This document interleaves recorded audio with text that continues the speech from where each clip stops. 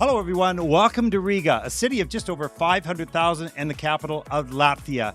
Day number 2 on week number 1 of the Junior Grand Prix, the women's free program coming up in just a few moments. I'm Ted Barton along with Mark Hanratty. Yesterday, we saw some pretty good skating deep into the field. Yeah, lots of really good performances, an excellent balance of both technical competence and some real artistry that we saw from the women. And the top flight will be particularly eager to try to put themselves in contention, not just for a medal here, but a spot at the Junior Grand Prix final, which will take place later this year. And as you notice, we're in our broadcast location in a dressing room here with all the screens and all the work and all the crew behind us. It takes a village for sure to get us on the air, no question. Women's free program, it starts right now.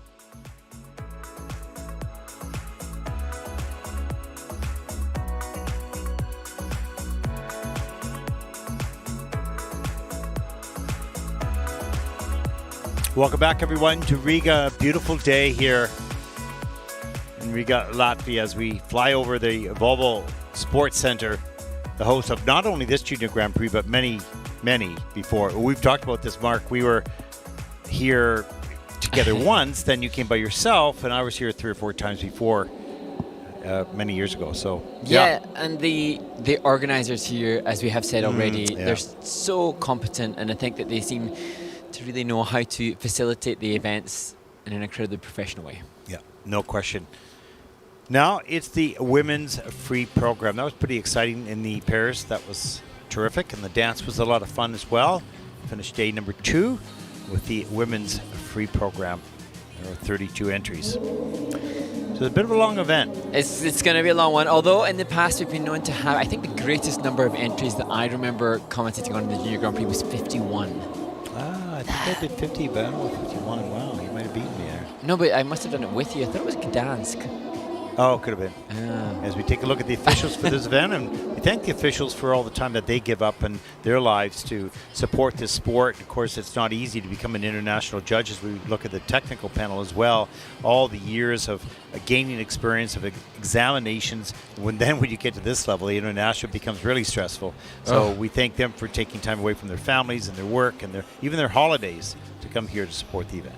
And I think it's also an opportunity as we look at the starting order for the event to continue to encourage those to perhaps become officials themselves. There are obviously lots of skaters who compete at high level and devote their lives to skating at an early age and then don't have an outlet for it. And yet I know of a few judges, and indeed talking to some whilst we've been here, who have to age out of judging. And my understanding is that at 70 years of age, that's when an official can no longer judge. They age out of the official's role, and I think it's important then to just encourage others to potentially consider it, and it's obviously a wonderful opportunity for people to continue their love for the sport while seeing the world. So yeah, there's no question we have a lot of former younger skaters being encouraged to come into the federations and start to judge regionally and club competitions, and states or provinces, national competitions, and move their way up into international competition. And, as we talked about here, we'll now see, because this is a seeded event now, because it is the reverse order of the placement. So the group that was in the last group in the results are now going to skate first. And, of course, the top skaters in the short program will skate in the last group. So we'll see quite a variety, a disparity perhaps, of technical difficulty in the elements. Yeah, and as we so often need to mention, not only will there be technical difficulty, but there is a discrepancy in the facilities that are offered, or the time that is offered. And so as we look at the athletes in this opening group, we can confirm that many of them have vastly varying ice rinks, and not only just varying rinks, but also ability to get time on the ice. So we commend everybody for their commitment to pursuing their international competitive career. As we see Luxembourg skater landing the double axel, should be hoping to do that in the performance. It eluded her a little bit in the short program.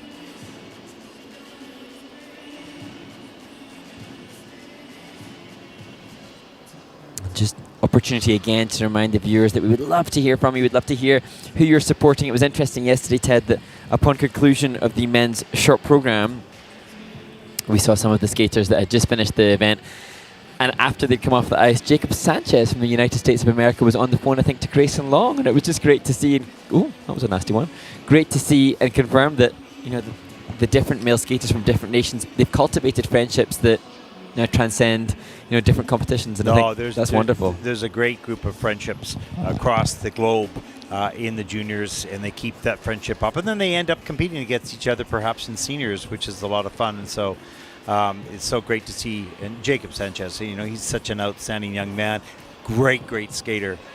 So we're interested in watching him a little bit later in the season in seniors. Yeah, looking forward to seeing what was going to take place. And also, you know, we've mentioned, if you've been listening already, that we will be fortunate enough to commentate on the Olympic qualifying competition, the ISU's Skate to Milano. And it's going to be really exciting to see that event, because obviously, you know, participation in an Olympic Games is a huge honor for any of these athletes. Oh, it's a lifetime dream. Lifetime dream, absolutely. And so I look forward to seeing how that will play out, because the athletes are now currently working so hard in anticipation and preparation of the coveted spot still available. Now, to make sure that happens for you, what do you have to do on Monday? I need to sort a Chinese visa. Exactly. And there's a big part of me that's got it weighing heavy in my head. Yeah, now, stressed out, aren't you? Mm-hmm. It's a complicated process. Yeah, so if anybody would like to help me with getting a Chinese visa from the UK to Beijing, that would be much appreciated. I think you're going to have to do that one on your own. Or you should have to do it on your own. Indeed. And once again, just a reminder that we do have access to the technical panel. We can listen to the technical panel on the call throughout the live program, and then also on the reviews as well. So it's a new initiative that the ISU is experimenting with to see how they can use the really professional process that the technical panel executes to evaluate just the basically the data of the program, and see how we can use it, and then also perhaps in the future how the fans may enjoy it. I mean, it's not an entertaining thing, but it's an educational thing. Absolutely, and it, you know, even when we look at the athletes that we watch at the senior events, understanding what happens from the technical panel can sometimes give a greater understanding of the results that take place. I remember last season there was a Grand Prix event, and maybe even been the Grand Prix final, in which Ilya Malinin had performed an incredible number of quadruple jumps, but technical panel deemed that they were a quarter rotation short in rotation, and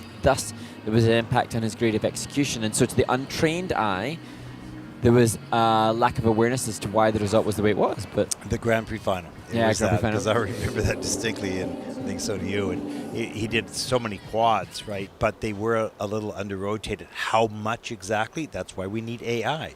Because it was just the eye of the technical panel through the one eye of the camera.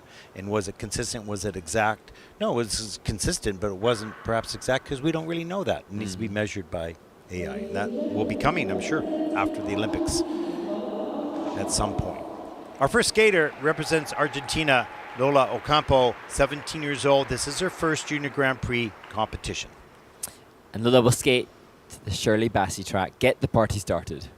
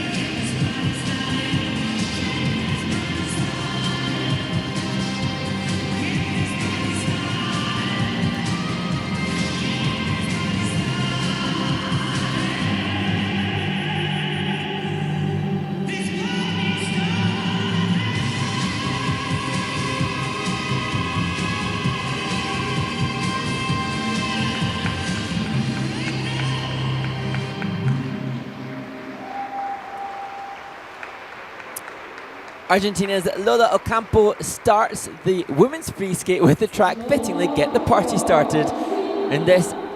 As we discussed in the short program, a skater that has access to such little facilities than others, but wonderful to see her here. And for me, when I'm finding the positives, I'm appreciative of the upright variation, a great range of flexibility there. And I also, Ted, I like the back three mohawk entry into her double salcos. I thought she has a really nice double salco. This is a natural jump for her. The other one's not so much at this moment. And, pretty clean program, only 2 reviews.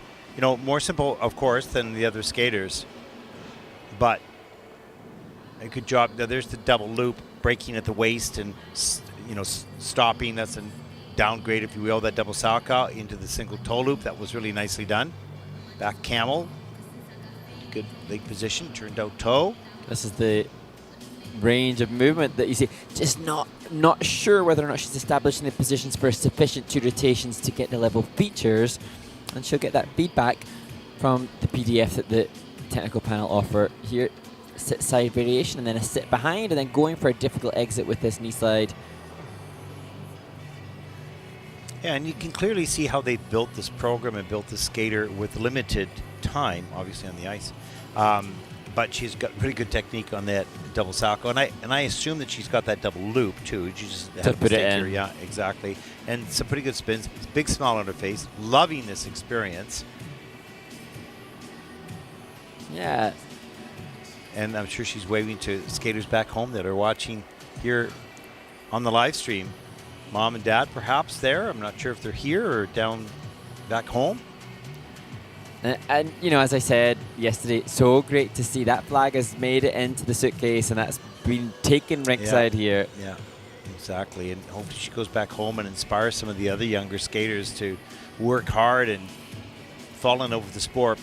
It is a difficult one. So you fall in love with the one success out of 400 tries, right? So and then that one turns into 10 and then 20 and 30 and etc. But it becomes addictive because it's so difficult to do what they do.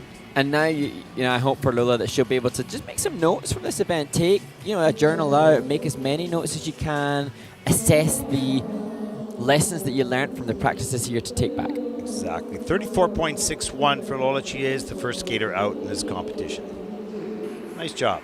Congratulations.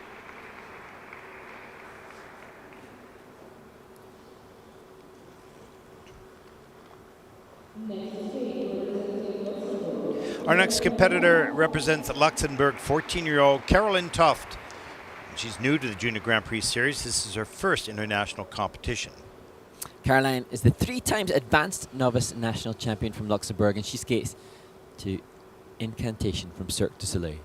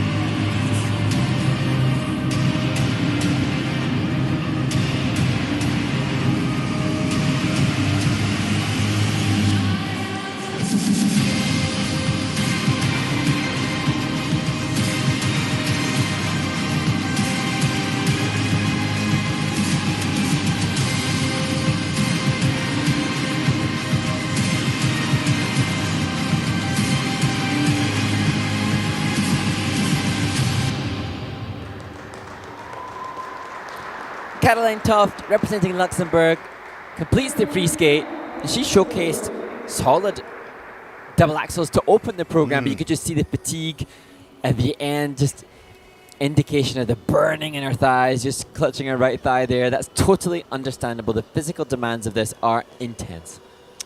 No question. A really good start to the program. Good jump technique, even on the doubles. And actually, her planned program content, as we look at the opening, included triple jumps, and I'm conscious fully of the belief that she'd be able to triple lots based on the technique. There's as we the see. first double axel, double toe. Well done. Want to carry a little bit more speed as she continues to progress into the jump and out of the jump. Use the second double axel. Gets the free leg back in time. Good technique. Question. Add more speed and more flow. That'll give a great help to not only the quality of the jump, but the GOE. Yes.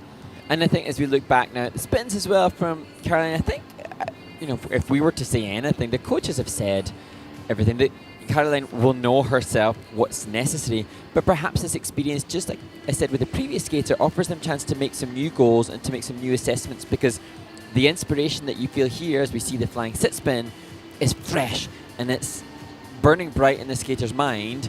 In a couple of months' time, when you're back to your training base and you're not surrounded by the likes of Yotakagi and Mayokada, it's harder to engage with that same awareness that you have today. So let's hope some goals can be made and some journaling done. But lots to work on, lots to work with here. Yes.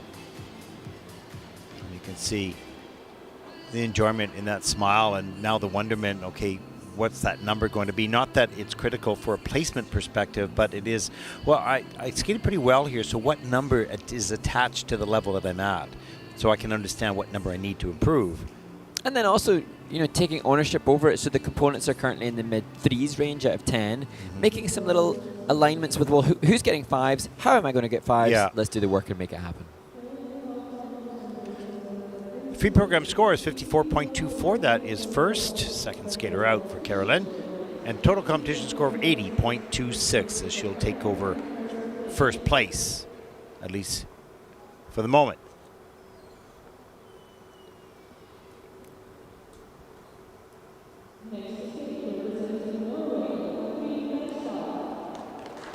Our next skater represents Norway, 29th after the short program. Katrine Berstad, 13 years old. And Katrine comes into this event with a much more difficult planned program content than anything that we've seen thus far. Ambitious program intended coming up.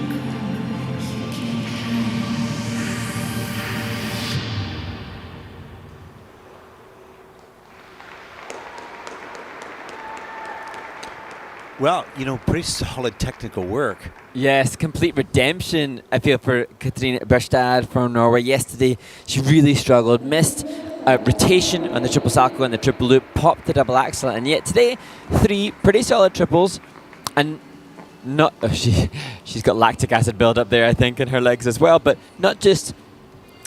She was very determined. Yeah. And the one thing is, the posture, we talked about posture, important not only for the aesthetics, but really for the security of the landing. But today she was on top of her foot, but having that back, watch the shoulders on the landing, a little bit rounded on the landing. That's being really picky, but she's really good. So you want her to fix that up a little bit and stabilize those landings a little bit more. That looks like it's going to be a triple pretty easily. Yeah. Absolutely. And as we see her stepping up into the double axel, she's great use of the free leg and the arms. Really good, solid, clean technique. Yeah. Triple toe loop was solid as well. Watch the landings. You can see that was a little bit better. The shoulders are a little bit rounded. And although not critical at this stage, it will be when you move up into seniors. It can be a difference in a place or two. And it's so easy for the skater when they've got so much to do and their body is exhausted not to sustain that landing position and commit to the extra output of a more demanding position, but it's so helpful for the GOE, and that's points and points. And it's easy for us as we're sitting here in our comfy chair. Well, not so comfy, but in our chair. But what a great skate by this young woman. You can see she comes off the ice. Redemption. Yes. Finally, I showed in this competition what I'm capable of doing. And there's so much more. And I just find it interesting. I noticed that she trains in the Sonja Henie Ice Hall as a training location. And so she now is the... in the next Sonja Henie. The score aspiring. is 73.84. You can see Katrine just turned and said, yes, that's it. 101.48 for Katrine Berstad from Norway. She's thrilled. Well done. High five. Relief, I think. Our next skater represents Australia, 17-year-old Trisha Tong, just coming off a second place finish at the Oceania International in Melbourne. She's 28th after the short program. Trisha will skate to a James Bond medley for her free skate.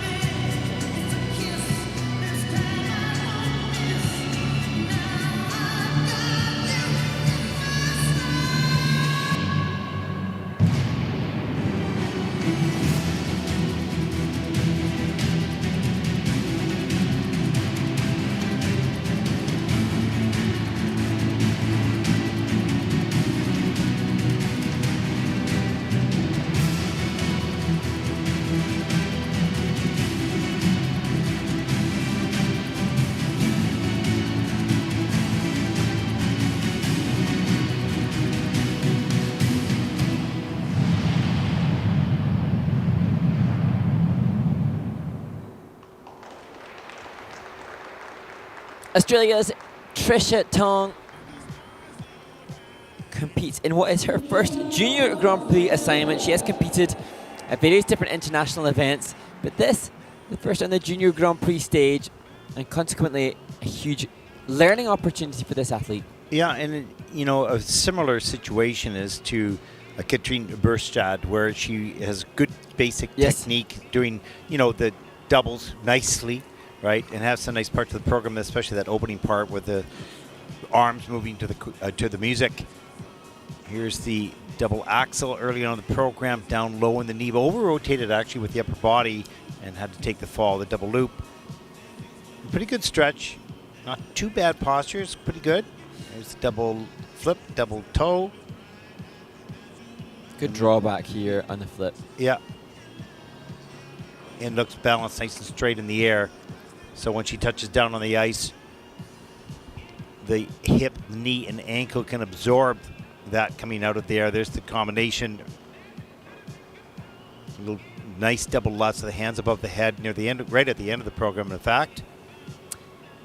And Coach Kylie Fennell has done a great job, as you say, with that fundamental basic technique. But as I mentioned, yesterday, there's just they lost their rank effectively, and so that just gives us an indication to the training resources available, and that may be the reason why there was such exhaustion at the end for Trisha, because there's not the ice, or they're chasing the ice to be able to get the run-through time in. But she's in good hands. And good attitude. And, a coach can give... Kylie's given her good technique, and the coach can explain the technique necessary. She has the technique ready for triples. Hopefully this experience here with the likes of Jiyuho and Mayokada will just ignite the belief that, well, I too can do that. I have been in the changing room with the athletes that are doing that. Why not me too? Yeah, if they can do that, I wonder, can I do it? They're going to ask the question first, can I do it? I thought that as a skater that, oh, no, I can't do that. Everybody else can do it. I can't do it. But I was muscling everything. I wasn't using technique. So once you figure out that actually you can do it, door opens up. Don't put any blocks. And so much of that is then the belief and mindset. Yeah, and it's harder to do when you're not when you're in a rink that doesn't have those athletes around you all the time. No, you're right. But this week she's had it, and hopefully this week she's got some memories in her memory bank, videos in her memory bank to tap into when Kylie, our coach, is asking her to rotate faster and to believe that she's going to do a whole set of triple jumps when she's back training in Australia. No, you're right, Mark. I don't like it to say that you're right, but you are right. Good. Let's see. We've still got 20-odd skaters left to go. How many times will I get that? Well, let's take a look at the free program scores for Trisha Tong. 58.06. That is second in the free program for Trisha, with a total competition score of 89.13, and that'll put Trisha currently into second place for the moment.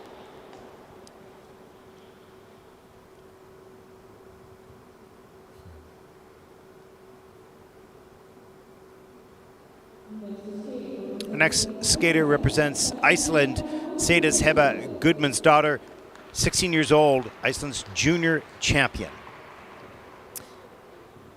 And Saedis Heba had good double axel to open the short program, but struggled with her triple jump yesterday, hoping for more triple success, and she skates to Fero Ramsey's second.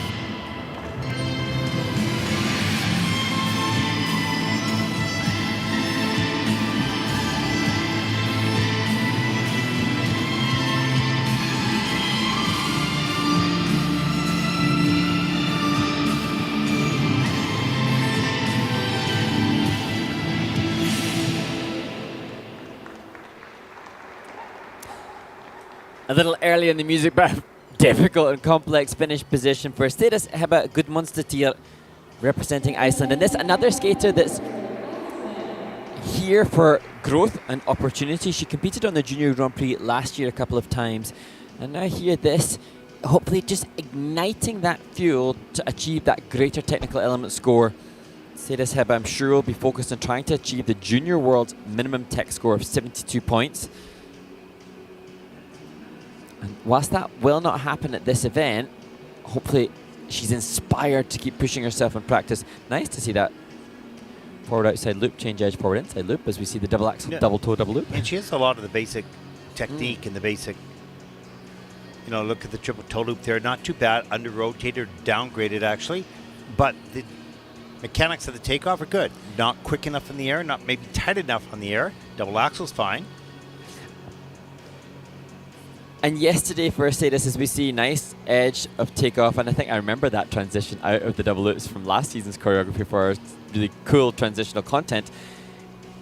It's hard for a skater when, say, they have a habit. So Saedis Heba has a downgrade on the triple toe currently, and she had the same in the short program. When the habit is in the body, it's hard to change the habitual movement. But sometimes it just needs a real mental change and shift. And now hopefully she can go back to training with I'm not going to accept that now. Yeah, I mean, the thing is they want to stand up and land the jump. So that's an under rotation. If you're going to get that blade all the way around, you have to be prepared to take the fall, at least now, in training. So you got to figure out a way to get into the rotation quicker, sooner, tighter in the air, and then see where that blade is going to land, and then you can begin that checkout. But, there's a whole process. Because if you're under rotating most of your jumps, there's a reason for that. Something's happening, or you're bailing out too soon, right? So you got to figure that out and get to work on that, because you get used to that. That's your point? Effectively, you get used to it. Habitual, yeah, exactly. Let's take a look at the free program score for Saedis Heba, 67.21. That is second in the free program, with a total competition score of 99.62, and that will put her currently into second place for the moment.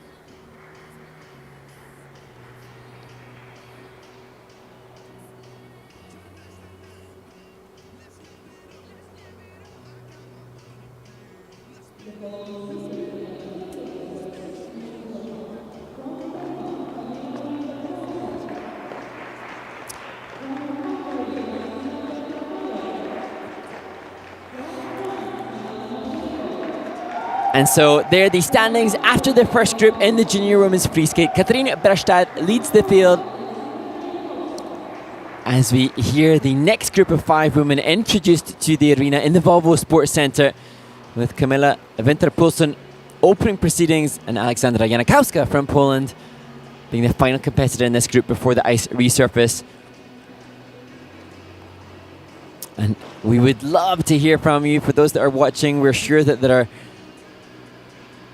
a huge number of supporters for the skaters. And these skaters, as we see Milana and Mozeiko on screen, are real representatives for their coaches, their families, and their training rank. And I'm sure that there are skaters back in their respective countries and training nations and training rinks that are watching to see how things will unfold for their friends on the Junior Grand Prix circuit. And at this stage, the warm-up is important, but the warm-up is essentially important for the skaters' mental preparation. This 6 minutes allocated to each of the junior women in the free skate isn't going to change technique. The 6 minute warm-up won't be an opportunity for changing or restructuring of any of the choreography, but much more about the opportunity for the skater to mentally get acclimatized to the venue, comfortable in their preparation, and physically ready to deliver their personal bests in an ideal situation. What were you talking about? I stepped away from the mic for a moment. It's so interesting to see how the warm-up time can have an impact on the skater, because the warm-up, as I was just noting, Ted, that the warm-up and the 6 minutes aren't really going to change things. They won't change the skater's jumping technique, but the warm-up is really only there for just touching base with the ice, getting the body literally warm. Well, it's interesting because the warm-up is done off ice. physically warming your body up. So what type of warm-up is this? This is more almost psychological. Exactly. Oh, yeah, I got the timing down. I got the feel of the ice. It's good. So, there are some skaters that, have a terrible warm-up but a great skate, or a great warm-up and a bad skate. So the warm-up is important to touch, probably a little bit for safety, but also just to gain the confidence that, I got my feet underneath me, I'm good. Or I don't. I better pull it together, right? And just to give it a little indication as to the day for these athletes, so the junior women will have all had an official practice earlier today. Obviously, they competed yesterday, so there's an inevitable element of exhaustion. There's an inevitable element of an anxiety and a stress level on the skaters. This 6 minutes is just in place to try to appease some of that stress and get the body ready to replicate what they do in training. That said, some of the athletes are better when they don't replicate training. There are those unique athletes that manage to turn on and ramp up their energy and do better in competition.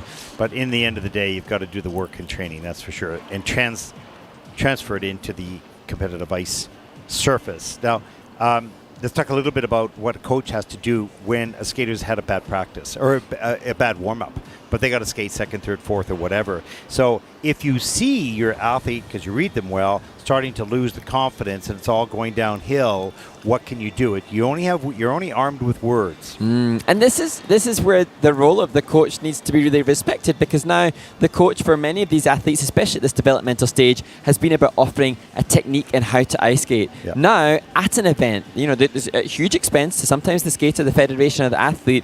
They are just simply reminding, as you can see from the coach here rinkside, but it's much more about calming the athlete to a place of mental preparation. Yeah, learning to skate is one thing, learning to compete with skating is another. And teaching how to skate is one task, and teaching a person how to compete, that's impossible, because it's hard to teach a person. They have to learn it themselves. And that can it's so not often... impossible, but it's hard. Yeah, it's a challenge. And so often that under the duress of it and pressure of an event, then we see mental preparation from family, and then we get an insight into how the skater deals and copes with stress, and certainly a reflection of life, if nothing else. Well, yeah, exactly. It is a reflection of life, and we talked about that a little earlier with these skaters going to school and some of them graduating from school, all the pressures of that normal life, and then you add in high-performance sport on top of that. Pretty remarkable. I'd hire these athletes any day, when they're finished, because they've gone through all of those challenges and come out the other side. Mm-hmm. Utilizing the, as you say, high-performance environment. Yeah. And we have to acknowledge also that while skaters can be prepared by their coaches in advance of this, and I'm sure there will be competition simulations for the skaters in which they will put on their costume and simulate the 6-minute warm-up, the variable that you cannot replicate in practice, for especially many of the skaters in these lower groups, is being surrounded by other athletes of similar caliber and better. And so that's something that is a real challenge, especially if you've got a skater perhaps who is the standout skater in their venue, the strongest skater in their venue. They're looked up to, they're respected, they're revered in training, and then they just find themselves in an environment where they're surrounded by others that are stronger. And the juniors, generally speaking, especially in the lower groups here, have not had the experience of skating, as you mentioned, with other skaters, and they don't know there's patterns. When you train, you know the patterns of the skaters you train with, how they skate, where they are in their program, but you don't know that here. So that's throwing you into another environment which you haven't experienced. But that's what we talk about. The experience is so critical.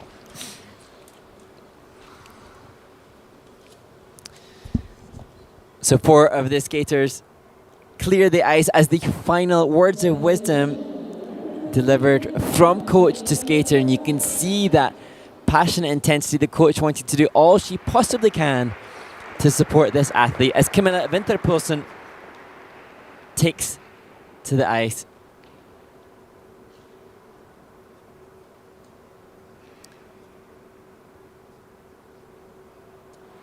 Camilla intends to open her free skate with a triple flip and then a big combination of double axel, single Euler, triple salchow.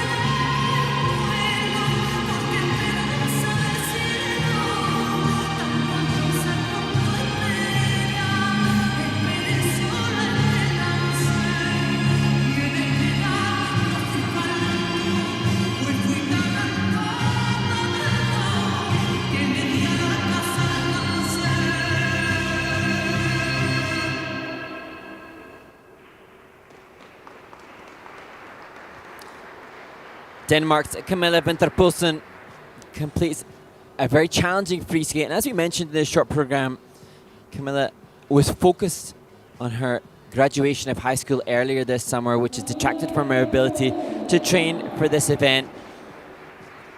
And that was a challenging skate, undoubtedly, for Camilla, but nevertheless glimpses of the quality which she possesses. So the triple lutz as the third element, indication that this is an athlete that is very capable technically.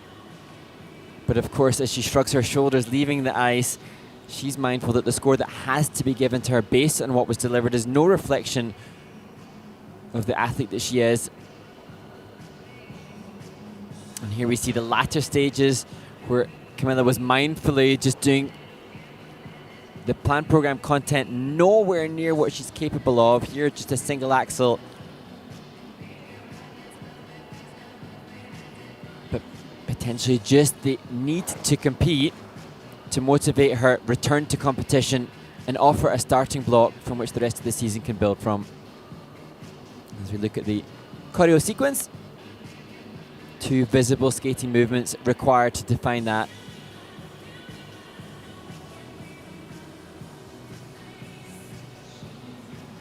And here, not sure if she was sufficient in attaining the change of edge for the relevant number of rotations to close out the program.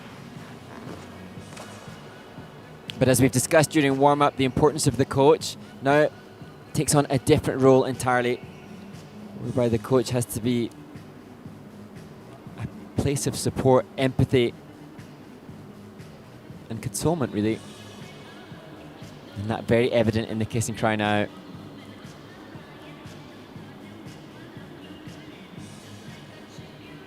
And you can see the debrief from coach, doing the job necessary to extract a smile on the face of Camilla. And a hug shared. As the technical panel now just reviewing the remaining elements. But you sense that as we look at coach and skater, just making sure the heart is shaped properly, that the skaters are encouraged and indeed somewhat commanded to stay in the kiss and cry for the duration of the time they must wait for the marks. You sense that Camilla knows that the marks are irrelevant on this occasion. A score has to be posted, but it is, as I say, not indicative of the athlete that she is. But the smile and the laughter on the face is testament to her maturity in accepting the situation as it is. So the 3-point deduction, a reflection of the 3 falls in the program, and it's only 51.54. Smile and laughter is gone now. She accepts the frustration of that score. But as I say, a skater capable of so much more, and very hopeful that we'll see a greater assessment of her capabilities as the rest of the season progresses.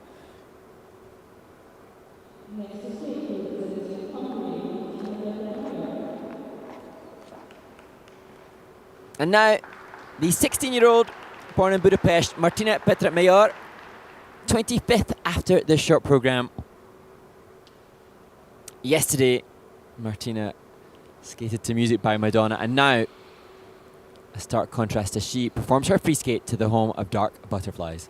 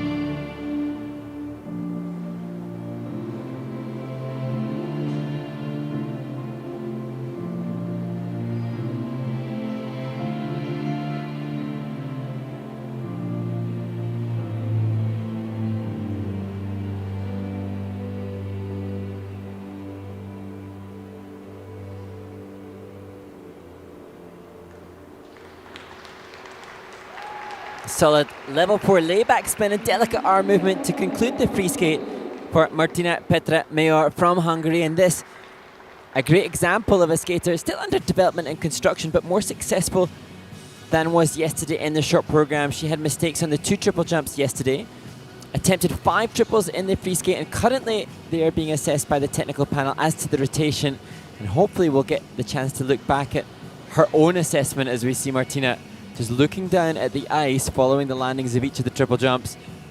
Here, the loop.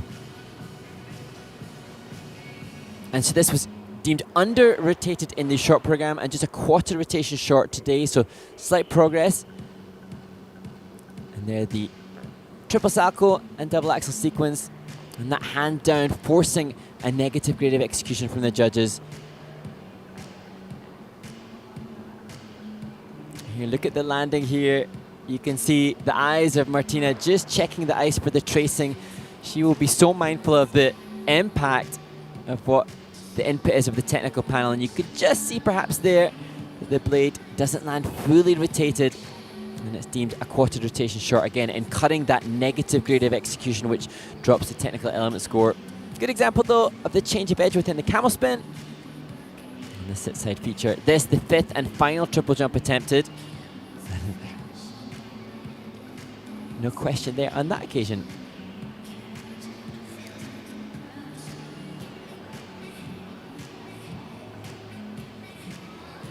And there the Biellmann spin position, named after 1981 world champion Denise Biellmann from Switzerland.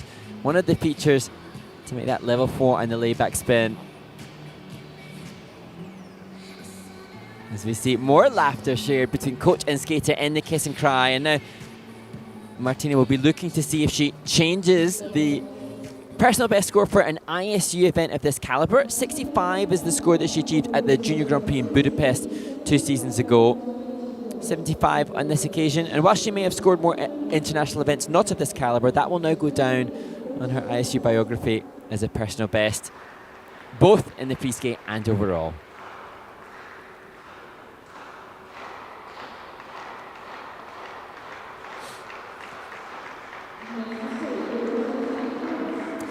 So applause heard around the arena. We've had success for the French skaters in the rhythm dance earlier today for Diana Muadin and Theo Bijot. Now it is the turn of their teammate Milana Mozeiko.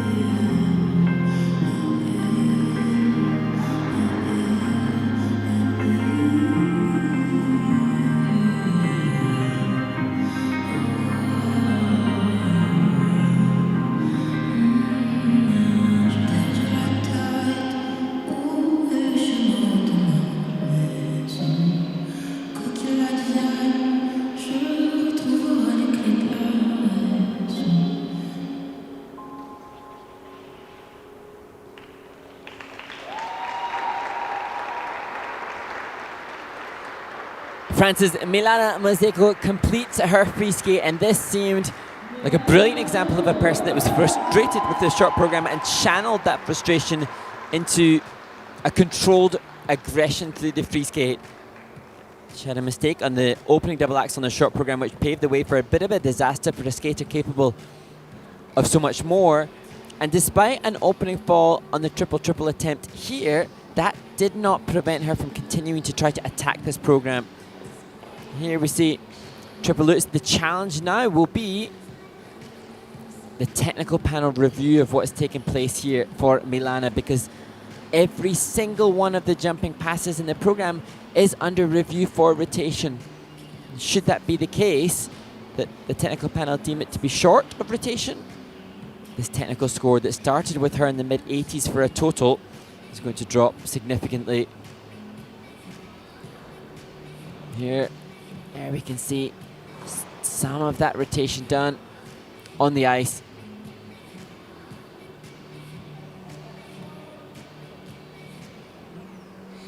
But we can see with the ending what a potential artist she is. And as we discussed in the short program, she's from the Florent Amodio Academy and thus is exposed to such great expression and presentation from the coaches, and you can see hints of that.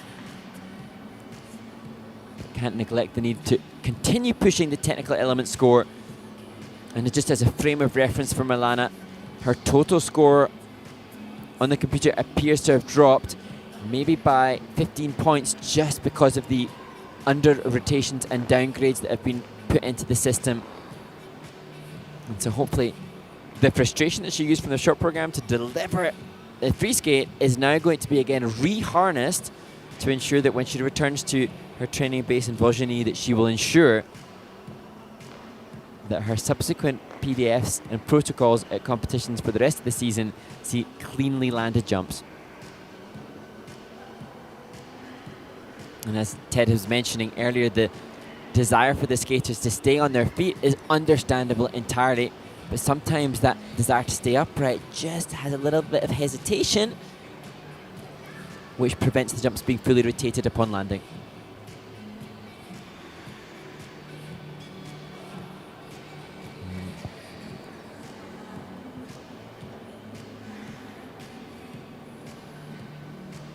Just interesting to consider now the input of the coach here supporting her in Riga to assess what's happened. We saw with Martina, the previous skater, her looking at the ice for the rotation. All of the athletes know when they hear the score what the result is likely to have been from the skating delivered.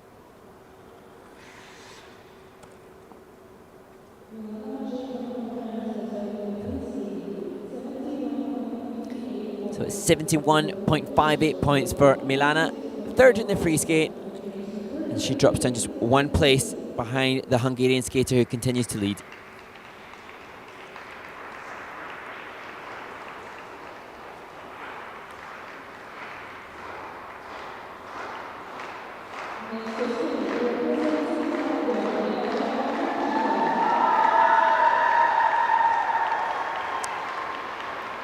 And you can hear the rousing support for the first of the Latvian skaters in this competition. A skater who trained in this rink, has competed here multiple times and continues to hopefully utilize the support of the audience for her free skate upcoming. Nikola Fomchenkova will perform to Dawn of Faith.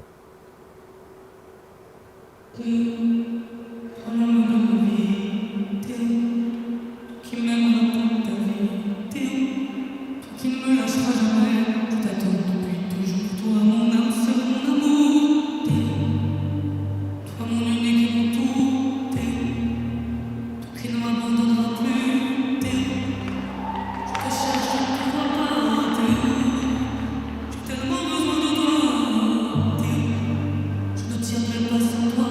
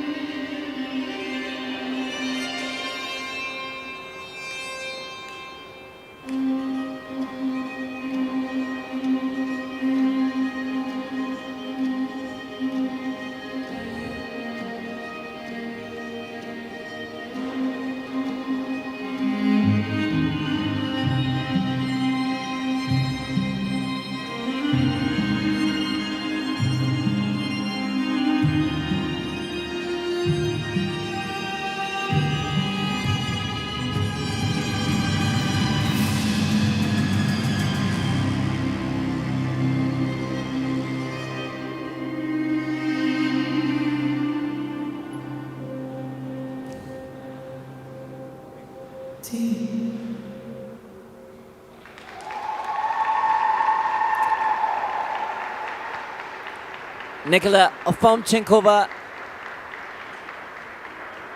reacting to the free skate, and this a skater that has not just so much potential but so much quality, and I'll never forget the free skate that she delivered in 2022 when she scored a huge 118 points, and that's based upon the good quality that she has, the jumping passes.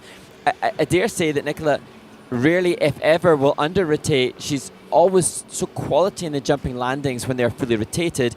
And here at the opening of the program, we get an insight into the refinement of her movement. She has quality movement, but currently, perhaps juggling the demands of education and life, she's not able to deliver at present in the confines of the program. You see here, a mistake, actually, that a little under-rotated, but here the triple flip, indisputable on the backward rotation, and now triple lutz. Also quality.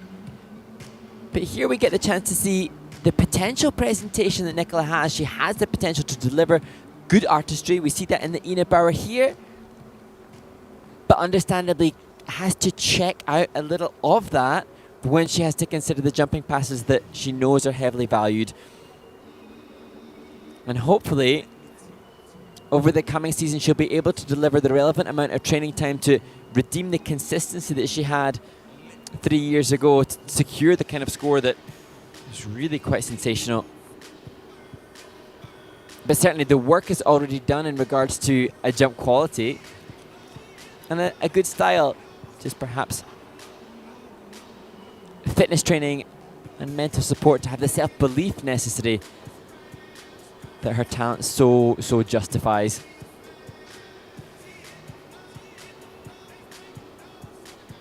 And Katrina Platonova, the coach, long-time coach of Nikola Fomchenkova, who has supported her through the ups and downs, and now needs to try to ignite that self-belief that we spoke about for Nikola to resume the form that she's had before.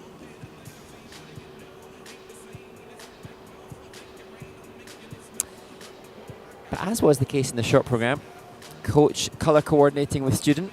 It was pink for the short program, black today.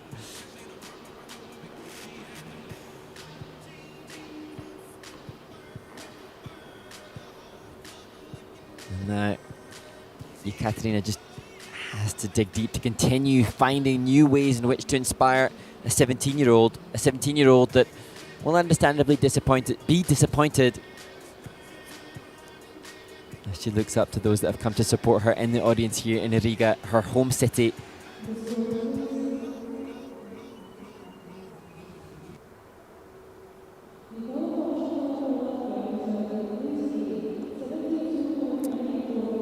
So it's a 72.94 for Nikola Fomchenkova. Again, good to see the wave to those that support her, and hopefully will continue to support her as the rest of the season progresses.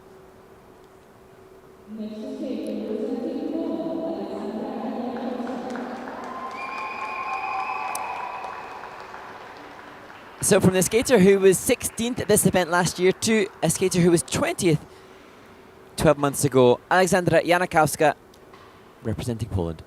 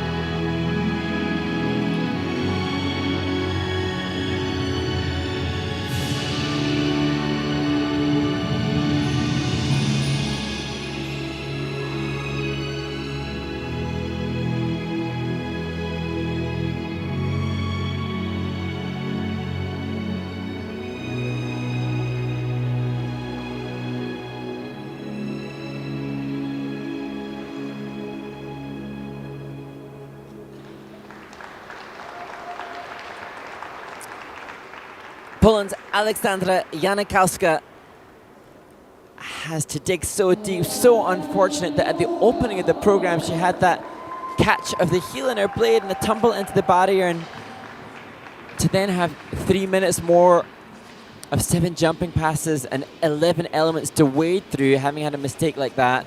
So mentally challenging. Not to mention the increased physicality of having to get up from an opening fall.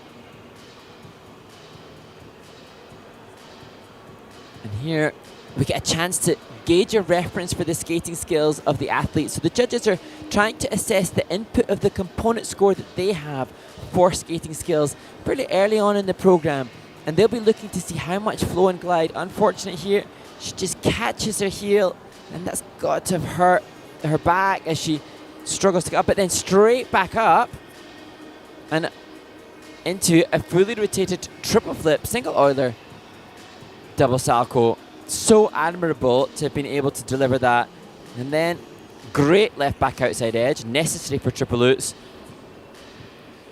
And then making it a sequence with the double axel following the Lutz. Just, you can see, over-rotated with the body and consequently has to do a double 3-turn, which will impact the judge's grade of execution. And here, just stepping out of the flip. Now we get the chance to see the choreo sequence, which is also an opportunity to get a good idea for what the judges will give in terms of some of the other components. Great control to do the knee slide into the forward lunge.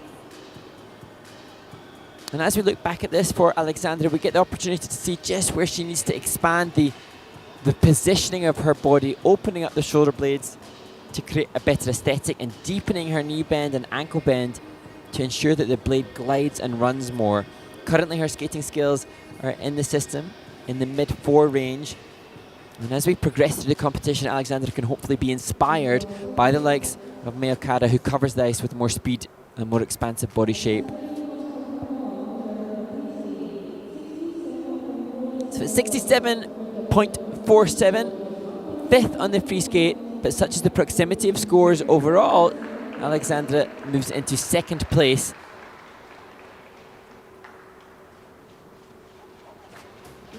Behind Nikola Fomchenkova from the host nation. So that concludes the first 2 groups of women in the junior women's free skate. Nikola Fomchenkova, the skater from Riga, leads the field at this stage, with a host of different skating nations being represented. We have 21 women left to compete in this women's free skate in this seeded draw, and you do not want to miss who will be the first champion on the Junior Grand Prix Series 2025. And ice resurface now, but make sure you join us for the remaining 21 skaters.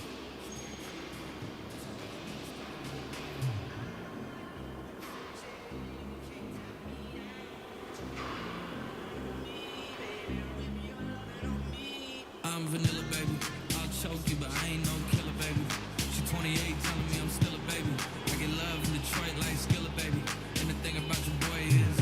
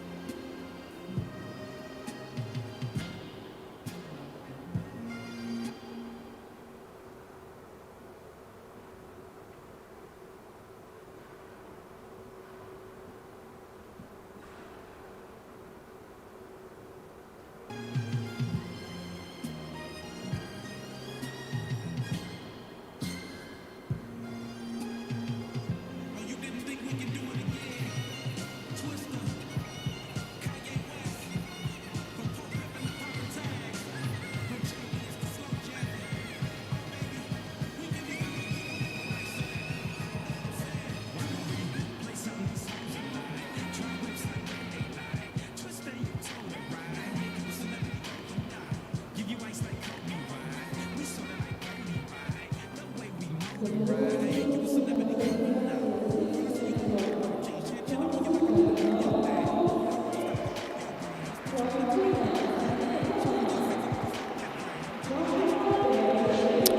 back, everyone, to Riga, day number 2, group number 3, in the women's free program as we take a look at the current standings so far.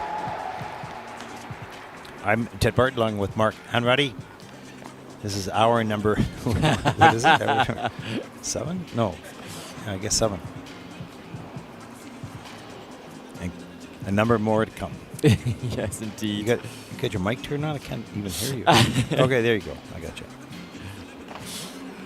So we look now to nearing the halfway point of the competition. So expecting to see more triple jumps performed.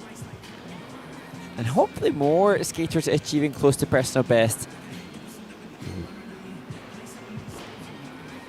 It's hard to tell. We have their personal best from last season, but when it comes up in the score, the personal best are not recognized because I don't think it's all in the system yet from last year to this year. But we have that data. And sometimes we'll see the skaters reacting to scores that we say are personal best, but they may have competed domestically. Yeah, domestically they have a higher score. Yeah, exactly. Or internationally, if they have an event where there aren't enough different nations on the judging panel or enough different nations represented in the competition, it won't register as an ISU score. And so that's the reason why often the skaters will look dismayed when we're saying they've achieved a personal best, because perhaps they've achieved 10 points higher somewhere else. Yeah. So just a further kind of insight into the goings on of the skater and their preparation en route to this. Because for all of these athletes, I would assume for all, if not all, the majority, they will have already competed this season in summer competitions, even from spring, yeah. And it's interesting actually for some of the European competitors on a European circuit, their season can sometimes go as late as May. And so we've seen some skaters that have competed abundantly in 2025 already, but it was on the past season's work. Yeah. Mm-hmm. So, and the skaters just have to design their year based on what is made available to them, and geographically that's often just what facilities, when are they open, and when does hockey come back, and when they, what summer school or fall school, what they have available to them. And indeed there are still some summer camps that are still or just finishing. I don't know, Ted, what it's like in North America regarding school times, but the UK schools are certainly still on summer holiday in England, not in Scotland. Well, we have a Labor Day, like first weekend in September. That's the end of the summer holiday. Okay. So when everybody starts to cry, and then going to buy the pencils and the crayons and all that. Right. New school uniform. So, yeah. My kids need new school shoes as well. Oh. Are you making them, or are you buying them in your spare time? And for so many of the athletes on the ice now, they too have to consider their education. And I know that some of the athletes who had contacted were explaining that whilst they were preparing for this event, they were also preparing for exams that they had too. It's a busy life. And, we were talking to a number of people about what a shock it is to the system when they finish school and they have just skating, or they finish skating and they either go to work or they don't have anything to do. It's a huge shock, because when you've known this life, skating in school and all the activities and friends and all that kind of stuff for, up to 18 years, that's all you know. So what happens with the extra time? Like, what do I do now? How do I do this, right? Yeah, and it's a really good point, because we assume that for many of the athletes, they want to have more time for their training or more energy or more time for recovery by not having school. And yet we've heard from athletes that have said, actually, I was so used to my structure of busy routine that without it, I feel a little lost. It's one of the reasons I think that the skaters, athletes in general, but the figure skaters are a good hire, because they are used to structure. Yeah. And they're used to delivering on time, and they're used to hard work, et cetera, et cetera. And they're used to problem solving, because in order to learn these jumps and spins and apply them in competition, you have to problem solve both physically and psychologically. And those types of skills that you learn in a high-performance sport, you want that in business. And they have to face adversity, because to get to this level, as we see the Finnish skater entering into a Lutz attempt, they have to be able to bounce back from challenge, because everybody competing on the Junior Grand Prix will have had adversity up to this point. At least you can't get to this level of competition and not have faced challenges. The worst thing you can see in life as an employer or an organization is people who quit and give up too easily. Not these people.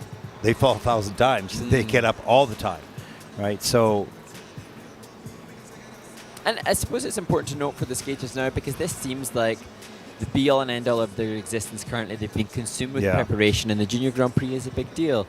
But when we think then about some of the athletes that will compete in the road to Milano Beijing Olympic qualifier, they could be finding themselves very near the end of the competitive calendar. And it's when it's gone that you sometimes can most appreciate or miss it. And they've been chasing that Olympic dream for many years, and this might be their last shot at it. You know, and it's one of the intriguing things about that competition. It'll be high drama, both positive and negative, and lots of emotion. There are only maybe 5 spots available in that competition, in the men's and in the women's, and I think in the dance there are 5 now, and there are 20 plus competitors. So you're going to have 25% of that event joyful and 75% of them deflated. Yeah.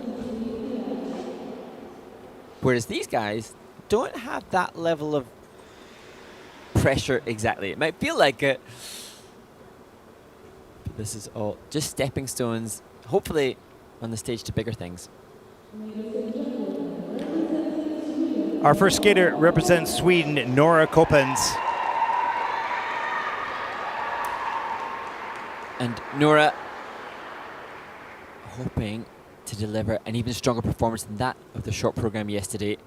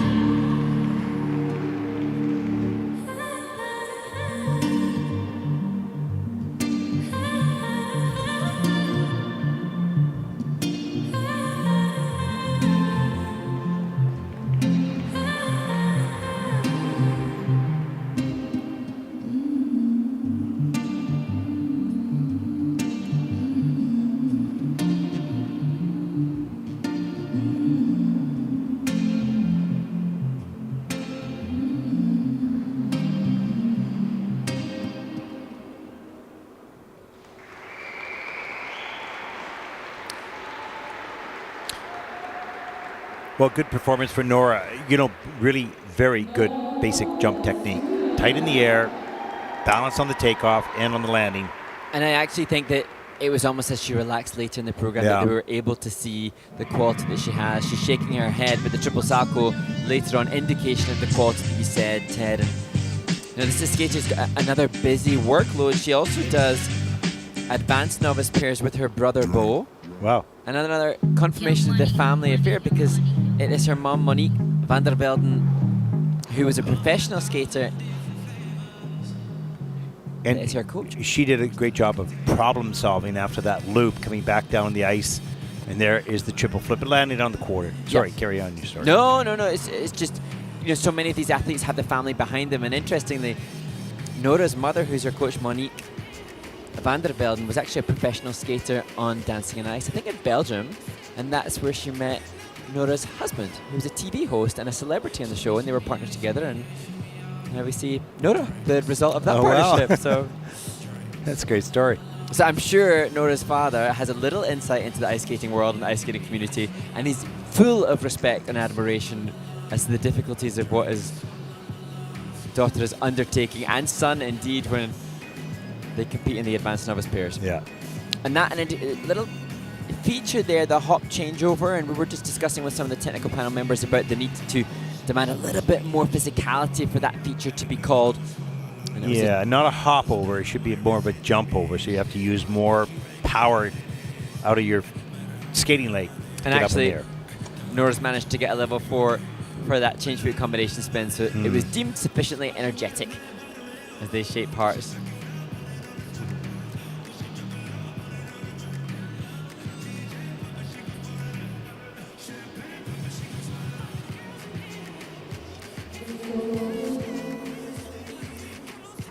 Take a look at the free program scores for Nora Coppens from Sweden. 77.45, that is first in the free program. Not a lot of reaction from Nora. No. With a 120.63 total competition score, that'll put Nora currently into first place. You need those big elements and a little bit more polish, a little bit more, speed and all those types of things, but she's in a really good place to get the flip and the Lutz on a consistent basis. 14-year-old Annika Pellonmaa, 20th in the short program. And Annika will skate to Mission Impossible.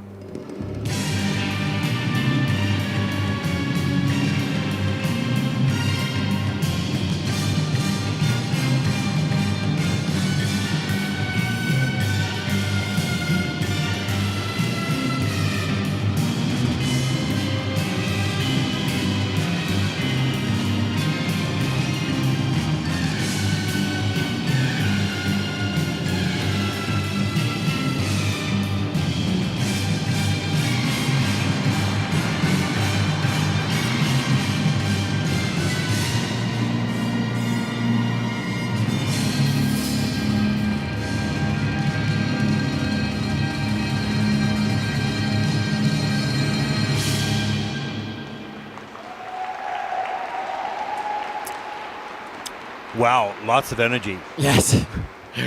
Very demanding program from Annika Pellonmaa, the 14-year-old from Finland. And she's upped the difficulty. I think it's triple toe, which she's previously used. This time electing to do the more difficult triple flip in combination with triple toe. Didn't let up in terms of the commitment to the technical. No. Lots of power, lots of speed, very good technique. Didn't execute it all the time. It was a little bit off here and there. There's that opening triple flip, triple toe loop. And there's the triple Lutz. This is an under-rotated outside the circle on the landing. Takes the fall. There's the loop. Into the toe loop. And that was clean in the system. Double axel, Euler, triple Saka over rotation. So missing or losing some points on the GOE scores for lack of quality on some of these elements. But she's powerful, you know, one speed all the way through, and that's pretty much fast. Yeah. Right? Yeah. And it's a shame here because she lost. That camo, yeah. So then V has to go beside this change for a combination spin. But I was thinking, Ted, as watching Annika perform this, I remember commentators back in the day when I was competing saying, oh, the skater threw away points with silly mistakes. And I think, well, it's not a silly mistake. Nobody aspires to make the mistakes. But I think with Annika here, it's just an example of early season. And obviously, she operates at 100 miles an hour. She's intense and she's high-paced. And perhaps lost herself in the moment with the mistakes like on the camel spin there. As the season progresses, more run-throughs that are in her bank of physicality, she'll be able to enter into each of the 11 elements with a little bit more mental clarity. There's so much fine-tuning that goes into every single one of those elements. There's 11 elements in the program, and everything can be a disaster unless you're really balanced. And so that takes a long time to train that program so that no matter what happens, you sense it and you adapt. And that's just mileage, and that is experience early in the season. But she's got one power. You can see she's driven by adrenaline. Love to be out here. Let's get going. I want to do this program, right? And you have to learn how to step on the pedal and when to step on the brake a little bit and just manage. Manage it. And she's certainly a wonderful athlete and a very, very good skater and good jump technique. So bright future is going to be her finding how to put herself in the best zone psychologically to get all the elements done at a high level. And it would be so interesting to find out what the percentages are in practice as well. I think I'd love to know how the skaters come into this Junior Grand Prix and what percentages they have of running clean programs. Because as we say, some skaters can manage to skate up and deliver better than practice, and some with the extra pressure and adrenaline find themselves and unfortunately we don't have that data, and neither do the coaches, because that's where AI would be able to help. Yeah. You know, I've done a lot of research on this in AI separately. We've even had some government funding to see how this can be done, and I was thinking about a chip in the boot, etc. Lots of people have thought about stuff like this. Because not lots of people. Okay, only very clever people like you. So, or stupid people like me, like me. But the point is that a coach coaches by sight, and a skater skates by feel. So there's lots of room for error between what a coach thinks they see and a skater thinks they feel. And with data, hard data, that doesn't lie. Yeah. 74.34 for Annika. That is third in the free program with a total competition score of 117.68. And that'll put Annika currently into second place. She wants more. She has more. She's a really dynamic skater. Looking forward to seeing her, hopefully, a little bit later in the Junior Grand Prix.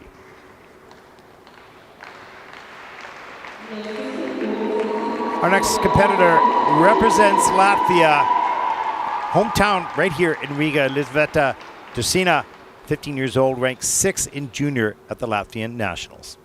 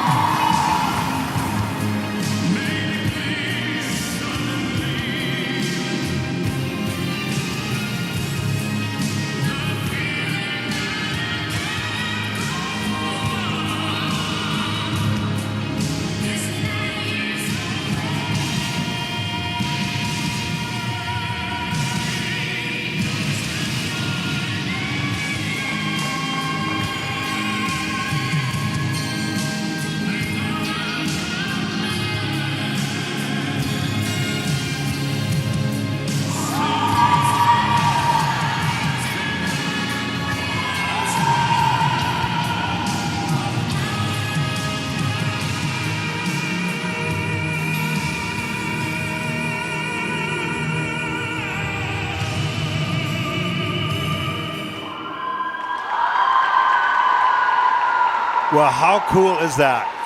All green lights, top left-hand corner of the screen, indicating that positive grade of execution to each of the 11 elements, and I think that is such a special moment for Jelizaveta Derecina. We always talk chasing that elusive moment, an elusive moment when everything comes together and you just can't make a mistake, and you don't, and you feel protected out there, and that's what that type of program was. Absolutely outstanding here, right at home. Yeah, and the reaction from Jelizaveta suggests that perhaps this is just very indicative of what she does in practice.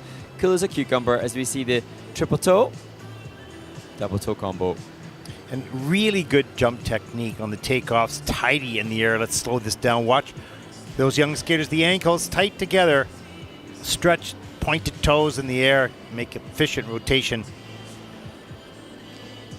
And where rotation has plagued other skaters as we look at the combo spin, great outside edge there, great camel up feature too. No rotation. I don't think there were any reviews even. No reviews. And that is very rare. Nice triple toe loop there. Just, you could see she was so well organized on the takeoffs. Patient here. Free leg comes around, lifts her straight up into the air, tight in the air in rotation position. There's the layback, turned out toe really fast to start with. She must have been incredibly well trained. She trains here in the Crystal Ice Club, the club in Riga. One of the many skaters here has represented Latvia, and actually you can see Crystal Ice. It's on the signage at the back behind the Crystal sponsors of the event. They're the main coaches for it. Now her personal best was 69.58. Kind of think she might just dump that number right now. Yeah, she's laid a precedent now for the future. Yeah, she really has. An 87.88. Kind of a casual nod of approval with some high fives and a... Wow, that's awesome. Yay, double thumbs up. It's kind of cool. She's a cool cucumber. Yeah. You know, she's cool under pressure. Certainly could see that in the program. I'm sure there are parents and family and friends that are bursting with pride right now. Our next skater represents Ukraine. Sofiia Hryhorenko is 18 years old, first junior Grand Prix season. Not a lot of experience on the international scene yet.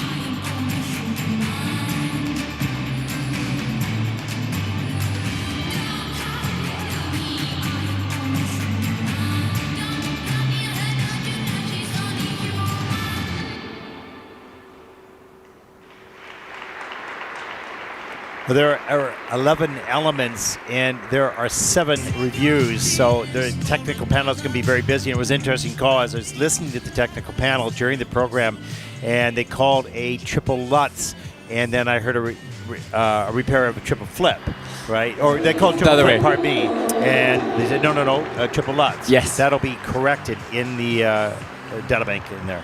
Yeah, and it's interesting, Ted, because yesterday in the short program with Sofiia Hryhorenko from Ukraine, I remember thinking, wow, why have we not seen her in a Junior Grand Prix before? There was so much to admire. I think this free skate perhaps indication, I can only assume to join the dots and suggest that, of course, what's been happening in her country has prevented her participation in events and presumably prevented her from training as avidly as she would like. Here, the opening triple Lutz double toe, showcasing more comfort early in the program, but of course that dissipated as exhaustion and fatigue set in. Yeah, she had trouble, not on that particular triple loop, a little bit outside the circle, but later in the program, a lot outside the circle. There's a triple flip, and this was loose in the air and kind of hooked around the corner a little bit. And you can see she's capable of doing all these jumps. There's the triple salto, which I think, no, it's in there clean. And here is a triple Lutz a little bit later in the program, but it is a back inside edge, so yeah. I'm listening to the technical panel right now. They're discussing that element, actually. I mean, you can multitask. I can't do that. No, I can't. But I feel I'm intrigued by Sofiia Hryhorenko because the Black Panther concept, she was committed to that too. There was a lot of armography. She was mindful of the storytelling that she had. Just needs potential mileage, which I assume she hasn't had to be able to deliver towards the latter stages of the longer free skate. Especially at the beginning of the program, she was intense like a Black Panther, right? Yeah. She's got a lot of abilities. It was a little bit, certainly off tonight, a little bit. Not on all things.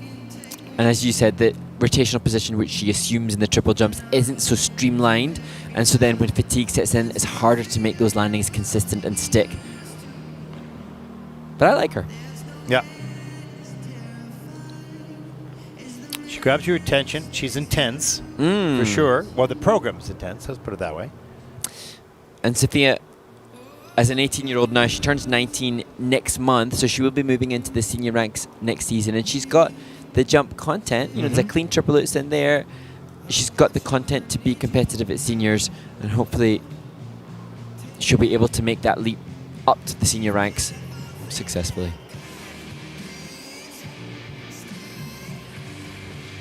You know, when you're a really strong athlete, when things go a little bit off, what kicks into gear is the muscle it, shove it, cram it, pull it, right? And this is inevitably creates a problem rather than just the basic good technique. 64.68. That is 10th in the free program for Sofiia with a 109.87, and that will put her, at least for the moment, into 6th place.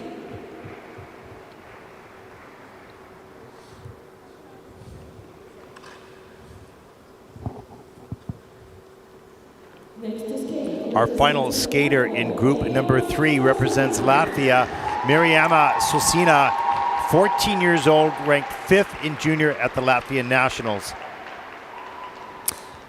Mirjana, the final Latvian woman in this event, skating to Math Philosophy and Eye of the Tiger.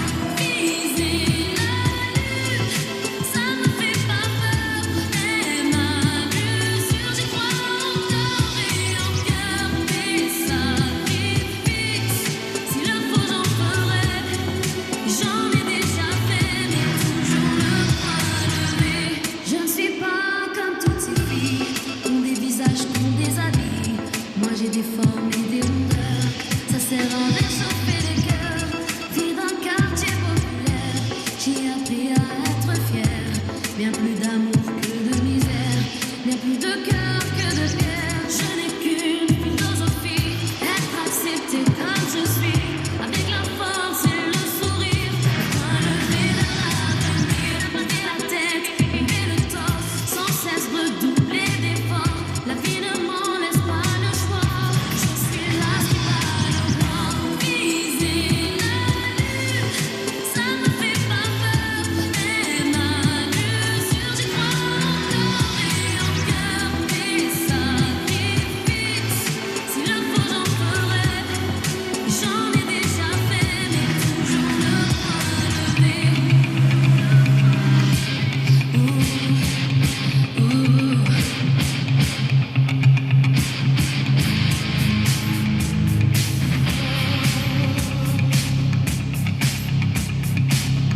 Rising up, back on the streets. Did my time, took my chances. In the distance, now I'm back on my feet. Just a man and his will to survive. Rising up, straight to the top. Had the guts, got the glory. When the distance, now I'm not gonna stop. Just a man and his will to survive.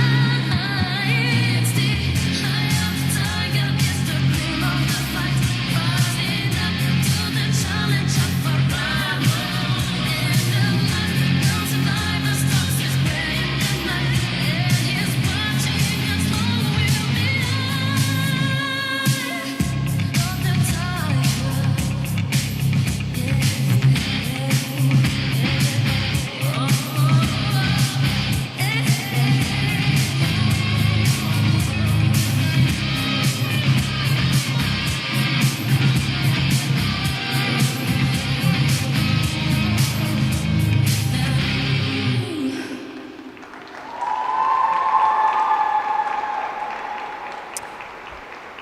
The final Latvian competitor in the women's event, Mirjana Sosina, another of the skaters that trains in this arena. Started well with the triple lutz double toe. Mistakes further along the way, and now it remains to be seen whether or not she has done enough to stay ahead of Jelizaveta Derecina, her training mate, who currently leads the field. Yeah, it's sort of a competition within the competition. Yes. Which isn't a bad thing. And it's interesting to see that they come with different planned program content, different music, but with very different styles as well. Yeah.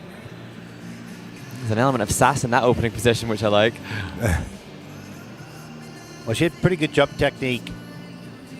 That triple lutz off the top into the double toe loop, a little stiff on the landings and a little over rotating with the upper body, but you're able to handle that in the top of the program. There's the triple flip again, a little stiff on the landing. A little bit later in the program, it was more problematic. There's the second triple lutz back on the heel and not on top of the skate on the landing, and followed up by double axel. Again, not checking out quick enough. So just some small mistakes costing GOE points off the base value of each element. Obviously likes the toe jumps, lutz, flip. They comprise the majority of the jumping passes. That's certainly the case. Some skaters, her training mate, Jelizaveta, preferred the left foot takeoffs with salchow axel and toe. So indication that some skaters just prefer different takeoffs to others. What I would say for both of them is just the need to keep working on the run of the blade. Just keep pushing for longer strokes when the blade leaves the ice to facilitate more ice coverage.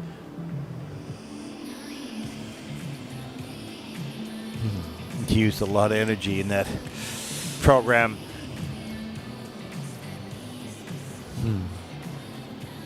And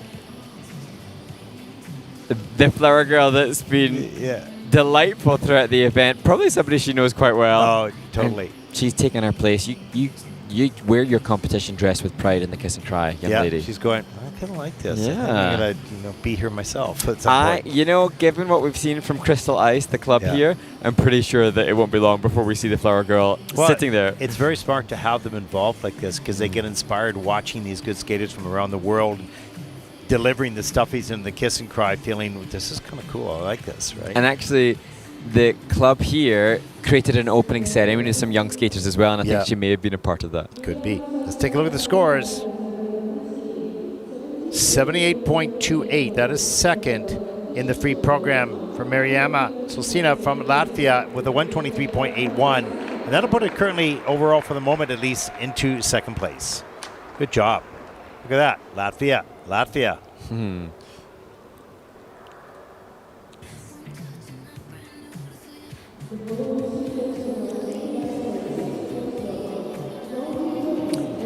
Group number 4 taking to the ice. Mark, what do you got for me here? You're going nothing. I have some discussion upon the requirements for the skaters competing. So this season, the technical requirements for the skaters, particularly because it's an Olympic season, haven't changed drastically. Over the past couple of years, we noticed that the spin requirements for the single skaters were vastly increased in their difficulty. And I think last season, or perhaps the season before, the requirements to attain the coveted level 4 were really, really difficult and much, much more challenging for the athletes and their coaches to attain. This season, there haven't been huge differences upon previous season, but we are seeing skaters much more comfortable with the requirements, having had an extra 12 months to practice and implement them. That said, if we're looking at some of the new features, a blade feature, if you see a skater doing a spin, performing a spin within the 3 spins that they have in a free skate, you may see them spinning and rotating on the toe pick or the heel. That's one of the blade features. Now previously we saw lots of skaters using that new feature last season, but they would fall out of the spin having rotated on the toe pick or the heel. Now the skaters have to resume the spin after that blade feature in order to achieve a level. And what we see is fashions and styles, and we see the consequences of the rule changes upon the input of the skaters. So throughout this Junior Grand Prix in Riga, this first Junior Grand Prix of the season, we have seen much less usage of that blade feature. And that's because the requirements of the technical committees have just implied that it has to be more difficult.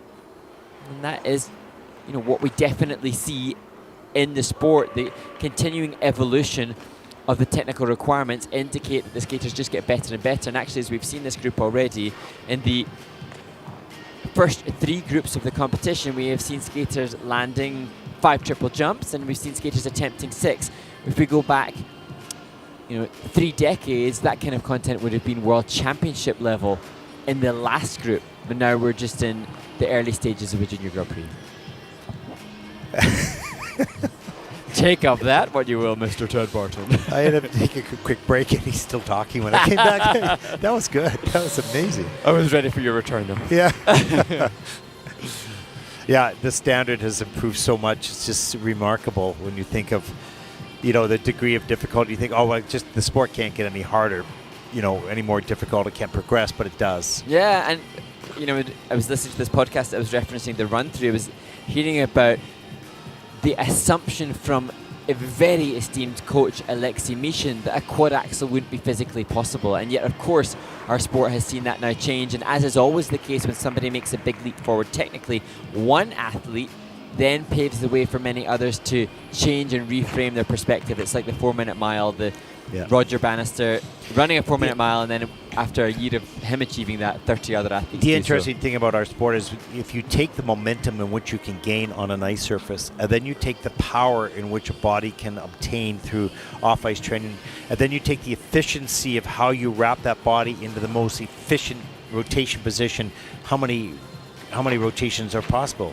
I believe 5 are possible. You do? Absolutely, I do. When you see some of those quads, okay, I'm not saying the body will survive the landing, but no, really. When I think of a Yuma Kageyama quadruple salto, which just looks so effortlessly easy, they've got time checking out in the air. So I don't know whether it will ever be done or wanted to be done. I don't know, or should be done. It's a different issue. But there's obviously a limit somewhere, right? But I don't think that we've reached it yet. And as we look at the skaters on the ice now and just see them warming up and working through their material, we know that the technical demands of the sport shape what they do on the ice, and that has advanced exponentially. So I have a question for you. Oh, go. Because we're talking technical here, and the other day you said, you asked about the artistry of skating, had that progressed, and I believe it has as well. Your question? No, you were going to interrupt me. You just carry on. Keep going. Okay, I'll take then, in regards to the artistry of the sport, having referenced the technical improvements, I think generally there is more mindfulness of composition because the rules dictate it. Okay. What I don't think has evolved in the same way are the skating skills across the field.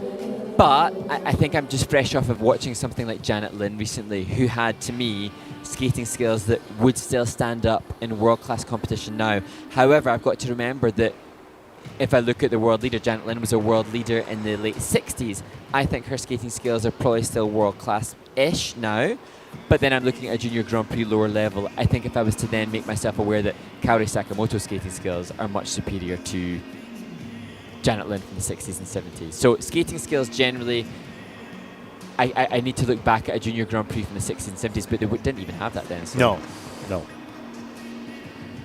I don't know what I just said. I was about actually just to say that same thing. I'm not quite sure what you said. Can you repeat that for me, please? I need to dissect it a little bit more. But, it's interesting. Janet Lynn was a beautiful skater. If you haven't seen her, you can check that out on YouTube. There's no question. The demands on the skater and the body in those days, doesn't compare to today, but the quality of the skating does. It's not anyone's fault that sport progressed, right? Yeah. Did technical detract from the other side of skating, or when we lost figures, did it demand a different way of teaching? Yeah. Yeah. So I wanted to continue this discussion, but sadly, our time's up. Yeah. No, actually, I think people are going, no, fortunately, your time is up.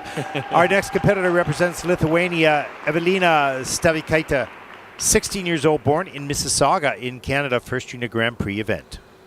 Evelina will skate to the wonderful Muse track Ex Genesis Symphony.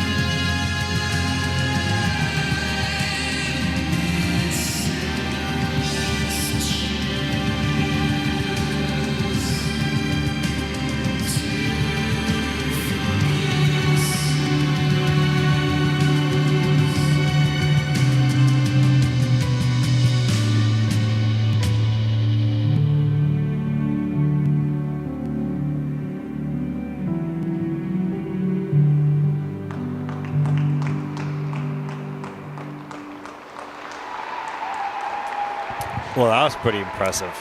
It's fascinating because Evelina Stavakait representing Lithuania, she's got so much quality, good jump technique, classy and refined in her body alignment. And I'm thinking, we don't have much intel. The results that she has from some less prestigious international events aren't great. And I'm just thinking, who taught her? Because she's here working with the Latvian coaches. And where's she come from?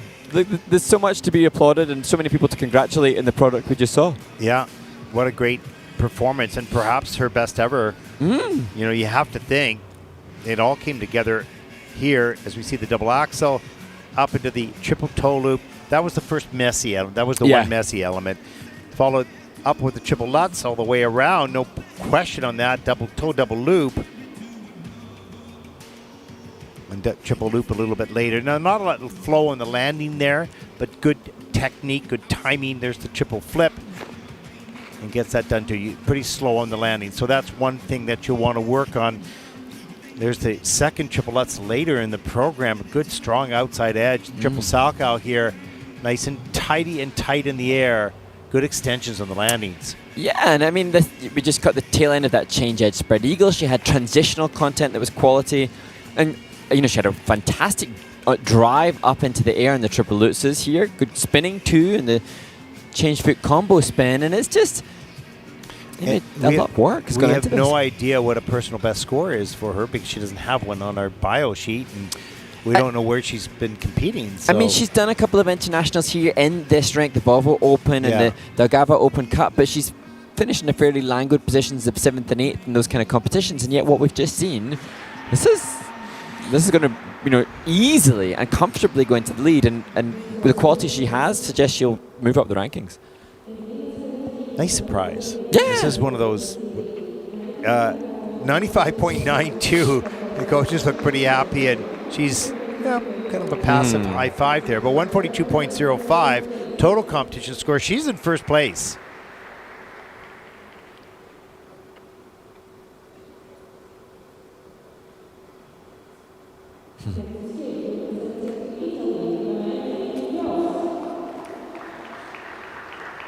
From Italy, Noemi Jos, 17 years old, third junior Grand Prix season. She was 13th last year in Bangkok.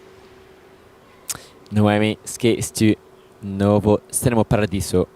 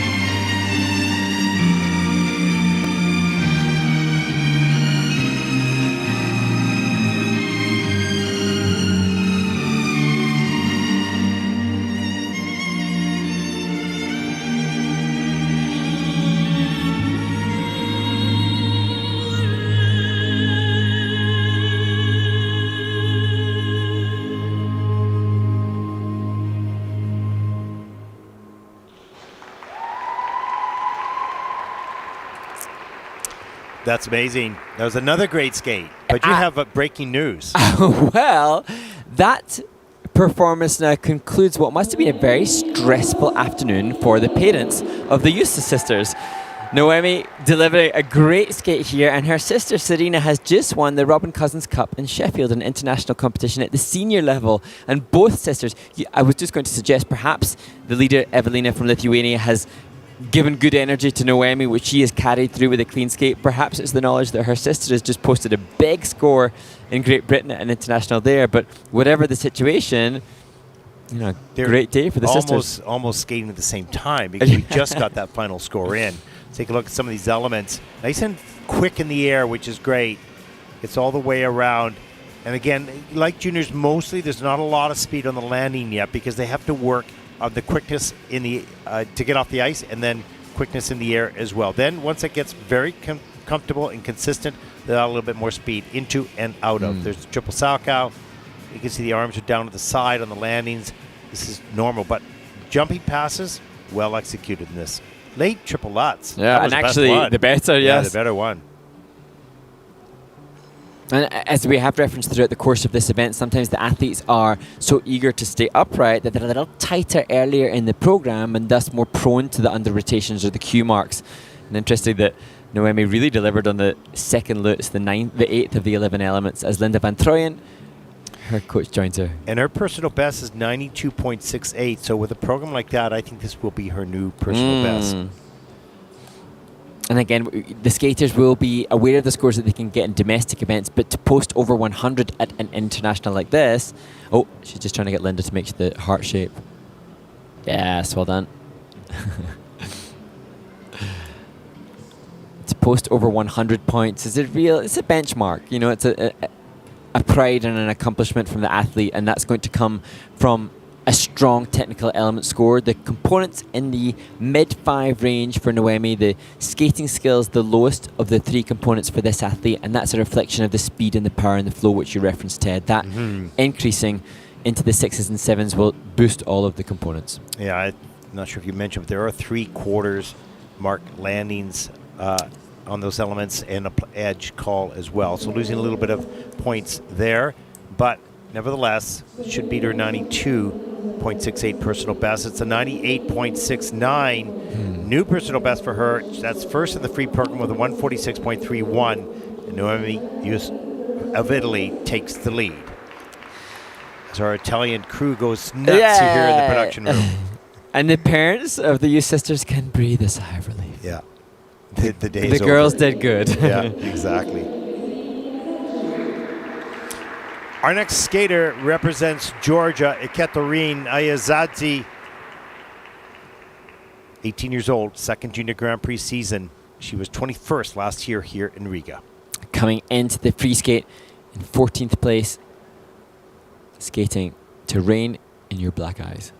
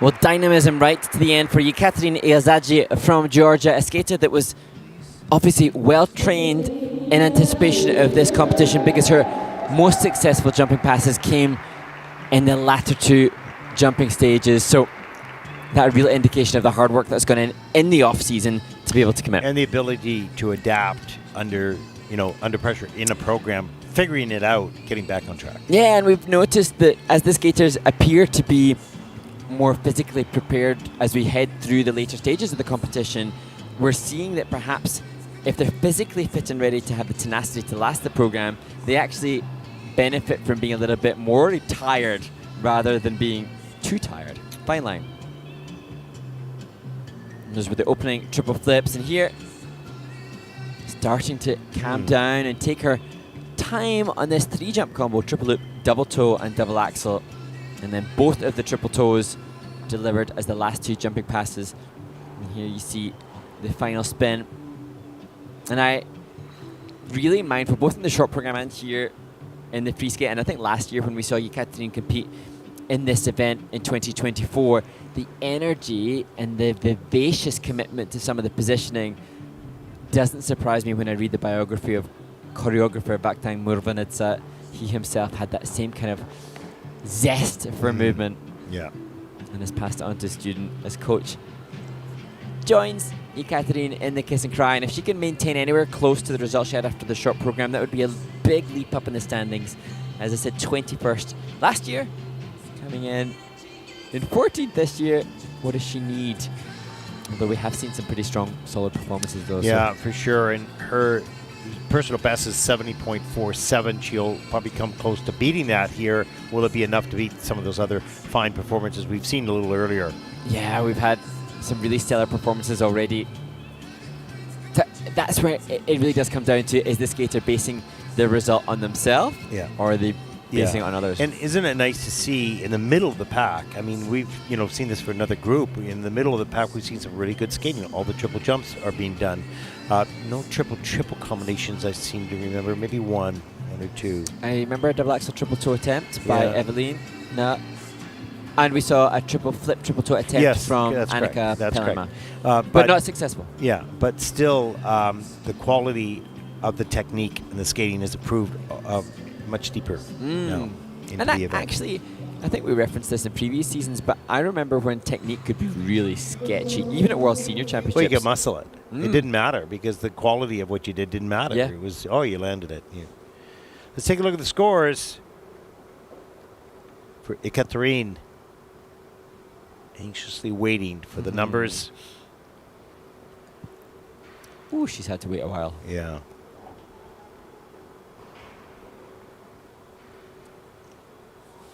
Nine of the 10 judges' scores are in. Now 10 of them are in now. All of them. So we're good. Should come up any moment. Oh, I forgot to look at that little detail we have on our screen. That little tricks of the trade, Mr. Barton. Yeah. Just lucky eyes. Okay, here we go. 75.55 for Katrina. That is 6th in the free program with a total competition score of 123.19. That'll put it for the moment at least into 5th place.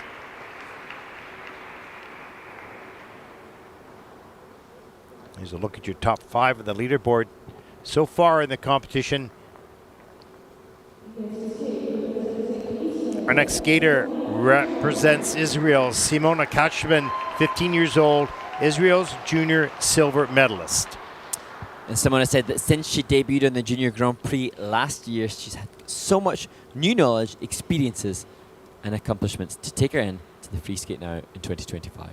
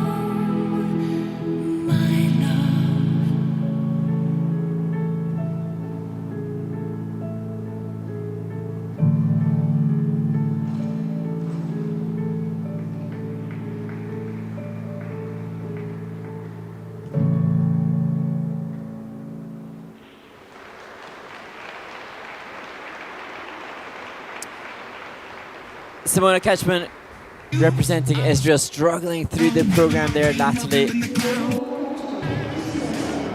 And issues on so many of the jumping passes that are currently under review. So 6 of the 11 elements currently being assessed by the technical panel. And unfortunately, I think that the implications of those mistakes will knock that score lower and lower. Currently starting at 76, but it's going to drop. I really think the fatigue set in. And so although the technique basically is pretty good, it was a little slower in the takeoff, a little slower in the air, and just was not sharp in the landing. But at the beginning, the program was better. And I think maybe that's because we know that she trains in such a small rink and less access to the big rink. True. But what I did admire is we look at the double axel triple toe. Just falling out of that. I so much to admire in the original pursuit of the concept. Murder on the Orient Express. The costume is somewhat unique. So a lot of the choreography relatively unique too. And the music had a great rhythm at the top of the program, and I think she fed off that energy. And then once it slowed down and changed pace, this is when she started to run into a bit of trouble. Fatigue as well, but different pace. Yeah, so true. Great spinning though. The windmill illusion feature that she used, she has to repeat that 3 times and did a brilliant job of that. I feel like she has... I know that she works with the choreographer Lyudmila Krinskova, who's done a brilliant job, but I think she could, I don't know if it's an ice dancer. She's got ice dancer vibes in her movement. Yeah, in a positive way. On that fall on the flip, but then rolling over, and then in the final position, I'm going, can't be planned. Not the fall, obviously, but wow, that's a pretty close. Bold. And think if she landed the flip, how does she get down? Yeah. I think that was sort of created at the last moment. I don't know. Be interesting to ask. Yeah, well, we'll hopefully see someone again at another Grand Prix. Okay, you go ask her. Yeah, interesting. I'm thinking Murder on the Orient Express is 1920s and that she has a hairstyle also befitting of the True. era. I feel she's been Did you ever see that packaged. movie? No, I've not. Lately, I don't know how many years ago it was done, not too long ago. It's really well done. Ah. It's pretty well done. Cool. Yeah, it's fun. But what's interesting is the judges aren't meant to judge on the music or what they like. They're meant to judge on how the skater interprets. I feel that this has been packaged in a way that is reflecting the music and the theme that the Murder on the Orient Express offers. Okay. I don't know it, I've not seen it, but I feel like I'm getting an insight into it with what Simona and the team have produced. Yeah, I would say. So What does that mean? How the many composition should get points. How many points are you getting for that? Her composition should be good. And just, to remind as we wait for Simona's marks, the composition component by the judges, the component is how the program is designed or built in relation to the music. And so I thought she did a good job with that. The free program scores for Simona Kachman from Israel, 74.69. That is 8th in the free program, with a total competition score of 123.50, and that will put her currently into 5th place. She has a nod of, not necessarily approval, of understanding. Acceptance, yes.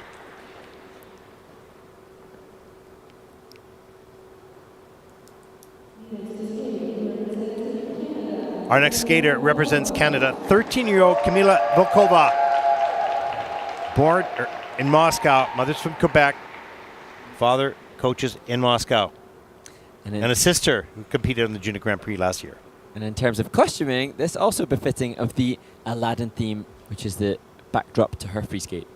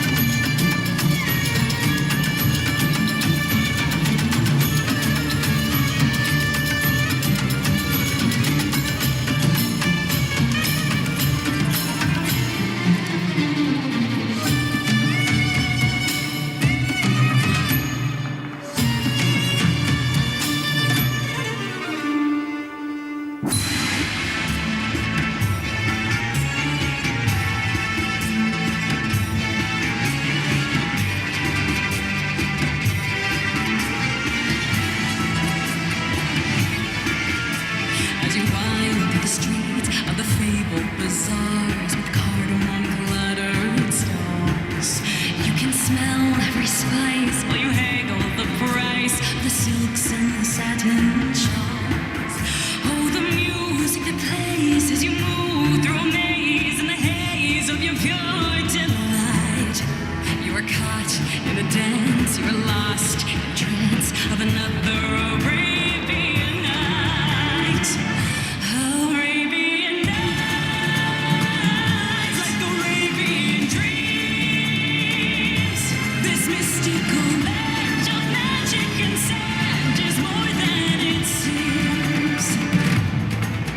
There's a road that may lead you to good or to breathe through the powers your wishing commands. Let the darkness unfold or find fortunes untold while your destiny lies in your hands. Arabian nights, like Arabian days.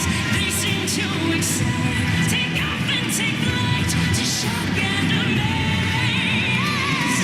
Arabian nights, the Arabian moons. A fall off his guard could fall and fall under their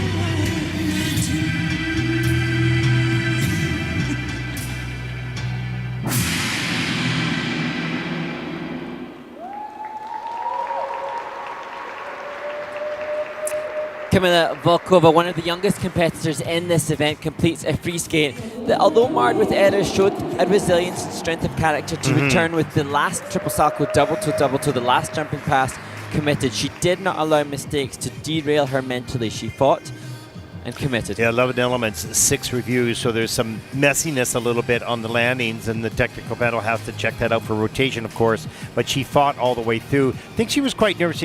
Her mom was telling me that she was really nervous with the short program, and expected. You know, you're a very young skater, your first junior Grand Prix event, and you have all these skills, and the moment, you know, there's time change, there's all sorts of different things, but this is the type of experience that you want to have.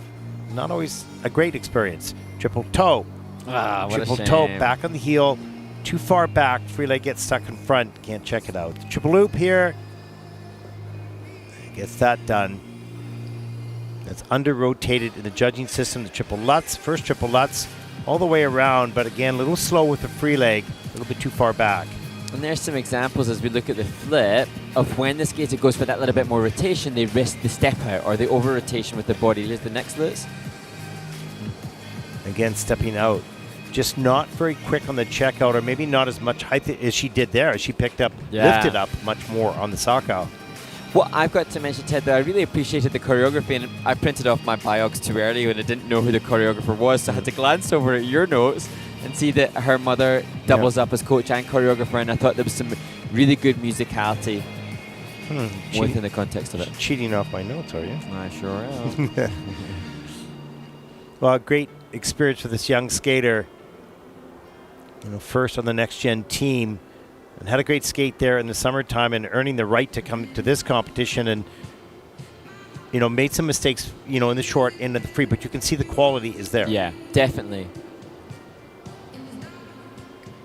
And again, confirmation that, you know, when your mother and father are quality coaches, they will instill in you, they will not allow you to get away with a bad technique. They're committed to making sure the technique is going to be good, as this was.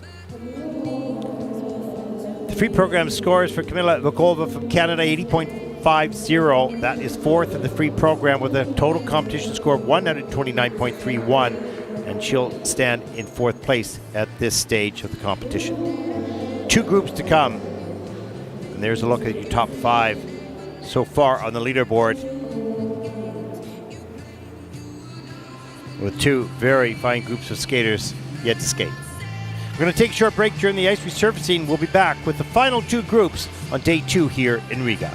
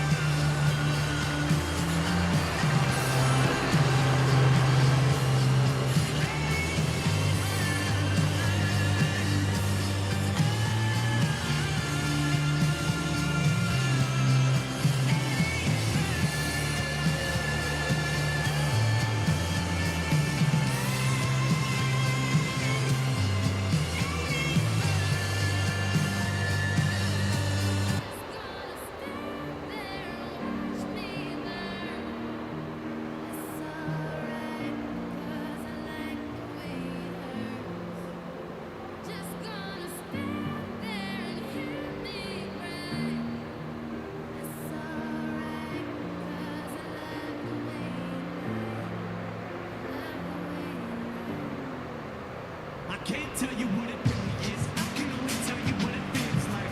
Right now it's a still life in my windpipe. I can't breathe, but I still fight. Well, I can't fight as long as the wrong feels right. It's like I'm in flight. High off a log, drunk from my hate. It's like I'm huffing pain. I love her the more I suffer. I suffocate. Break a fall, I'm about to drown. She resuscitates me. She fucking hates me, and I love it. Wait, where you go? I'm leaving you.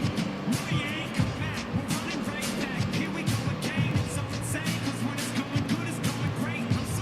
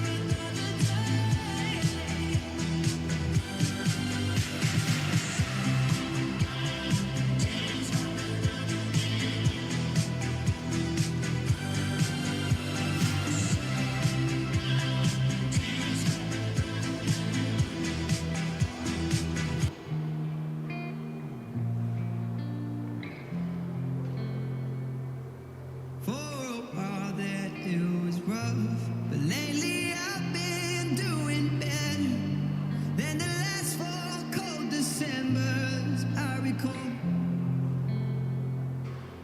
And I see my family every month. I found a girl my parents love. She'll come and stay the night, and I think I might have it all. And I thank God every day for the girl He sent my way. But I know the things He gives, He can take away. And I hold you every night, and that's a feeling I wanna get used to. But there's no man as terrified as the man who stands to lose you. Oh, I hope I don't lose you. Please stay. I want you, I need you, oh God.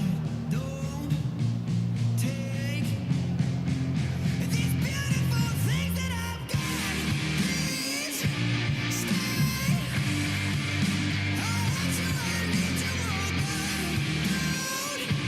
Don't take these beautiful things that I've got.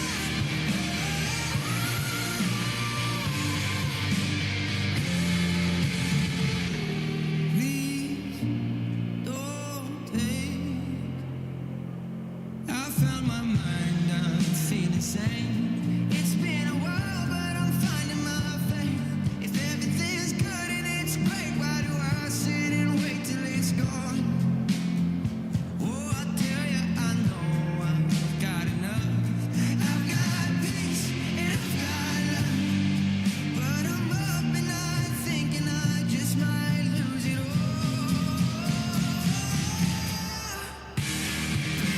Please stay. I want you, I need you, oh God. Don't take these beautiful things that I've got.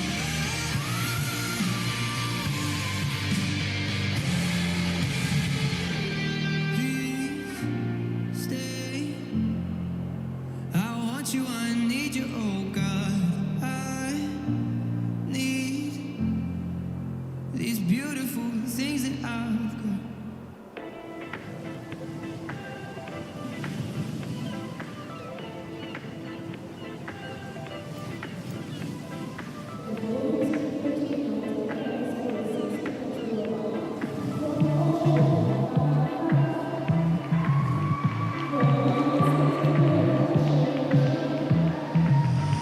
Now he's thinking about me every night. Oh, isn't that sweet? I guess so.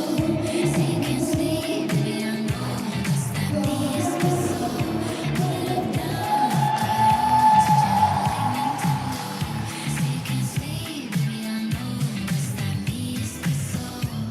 I can't relate to desperation. Might give a fuck. Welcome back, everyone, to Riga, group number 5 of 6 in the women's free program, day number 2. We will have medal ceremonies tonight after this event for both the pairs and the women. We have had a very good question, Ted, that has come in from an anonymous person who has said, That's always scary when it's anonymous. and it's actually pertaining to a chat that we had earlier today when we were watching the practices. The question is, can the skaters get distracted seeing themselves on the big screen in the rink while competing? Now, I'm not sure if the angles of the camera showcase this, but in the corner of the rink, opposite the judges to the left-hand side, you We'll might see it just maybe see coming down here as she comes. There it is, right There there. we go. Yeah, there's the screen. And, we actually quizzed that ourselves, but Well, we talked about the fact, I think, like 15 years ago, those screens when they first came in, and being so low, not like in a big, huge rink of 15,000 people, how you're setting up for a jump and you're looking at yourself setting up and you're going, well, hurry up. But, it's a mind game. But they've been around for quite a while, and on the Junior Grand Prix, we've always had screens. And so I think the skaters are kind of used to it. We've never heard a complaint. We don't have anybody complaining about it. it's interesting. When I was performing on Dancing on Ice, there would be the on-ice cameraman a couple of different on-ice cameramen, and people would say to me, "Oh my goodness, does it not distract you?" And the cameraman in that instance, I mean, we would be crawling at a comparatively much slower pace than these athletes, but they would be. I'm thinking your partners just love what you just said. Right? Sorry, We'd be crawling. but the pace was not great. Yeah. But the on-ice cameraman, who's Jordan Cowan for a long time, a ice skater, an ice dancer that competed for America, he would be, 2 meters in front of us. He'd be so close. But I remember people asking me, "Oh, doesn't it distract you?" I was not oblivious, but so consumed with the job in hand that I didn't give it any time. And I think that's probably the case for these guys. Yeah. Although they are much younger and less experienced, so. And when they come in the practice session, the screen is generally on, so they Yeah. get used to it. You just sort of ignore it. It just becomes, you're so focused on where you're about to do your jump. Your eyes, zero in on that, so everything else is a little bit peripheral. You can see the reflection on the ice from the screen. That perhaps is more right there. Yeah, you can true. see it. That perhaps more is a little distracting as you enter a jump, perhaps, or a spin, or whatever the case may be. But we've never really heard the kids adapt to it, and they'll have it for the rest of their lives if you're in junior and senior Grand Prix, right? So I actually remember, in terms of distraction, I remember training in a really lovely rink that had windows in the ceiling, and when it was sunny, I remember thinking, I couldn't jump in this. Like the distraction of the strip of light in the rink, like you've just said there, where the sun would shine in, and it would be a distraction if you're going in and out of that whilst you're preparing for triple U's. It's not good. I mean, my triple U's wasn't good. Well, it wasn't consistent. I thought you were going to say, well, when I was going in my twizzle. It's really... No, this is like 100 years ago. Oh, okay. Actually, incidentally, talking of jumping, I really wanted, before a significant birthday this year, to do one last maybe double axel. Uh-huh. But I was too busy being employed to skate, and I knew it would be too risky, and so I couldn't put myself Yeah, but through now that. you don't need to worry about that. So now I need to get a double axel jump. Because all you got to do in this job is talk, Yeah. and you're good at that. It was quite bizarre actually coming into this thinking, oh, I don't need to stay in shape or be safe and healthy. You're still eating shrubs and bushes and, That's true. and vegetables and fruit and Long may the yeah. pro skater physique stay. It's fine. It's who you are, right? There. Looks like she's winding up for a triple axel attempt here. And actually, as we look at the skater on screen now, Yusong Kim will be so despondent to find herself in the penultimate group rather Yes. than leading the Yeah, field. totally. Yeah. I actually tipped her as the favourite for the event, so the mistake that she made on the triple flip, triple toe really costly. And the challenge is now that there's 12 or 15 skaters that are doing all the same elements: triple lutz, triple toe, triple flip, triple loop, whatever it is. Right? They're all doing the same elements. So what is the difference? If you make a mistake, you're moving yourself really not necessarily out of contention, but it's a challenge. And it was interesting in the men's short program yesterday to analyse, because they can't do quadruple jumps in the junior event, it was interesting to see that there was quite a clear correlation in the men's event of if you have a triple axel, Yeah. you're in the top half. If you don't, you're not. However, it has to be noted that the skaters who have been gifted with the good quality technique that facilitates that more difficult jump, the triple axel, have also been educated to have good components too. Yeah. We didn't necessarily see any skaters that were Yeah, it's not just one element for them. Yeah. They've got quality all the way through. However, in this competition, we're expecting that there will be only one competitor that will attempt the triple axel, and that will be Yusong Kim. Although Mei Okada, I think, from Japan, has also delivered that in domestic events, so I should maybe refrain from being so bold in that one triple axel attempt statement. Is that are you backing up right now? Yeah, back up, back Beep, up, beep, back beep, up, back beep, up. beep, Beep, beep, beep, beep, beep. Okay. All right, here we go. There's some really great athletes here. We hope they have a good skate for themselves, and they're all so talented. And there's a look at our first skater in this group from Austria, Hannah Frank, 16 years old. As I mentioned yesterday, born in the beautiful little town of Linz, Austria. If you've not been there, it's so charming. We've had a number of junior Grand Prix there. And Hannah will be using the free skate from last season. Annalise Zombie, and Annalise again by Extortion, the music soundtrack for the upcoming free skate to open this penultimate group in the women's free skate in Riga.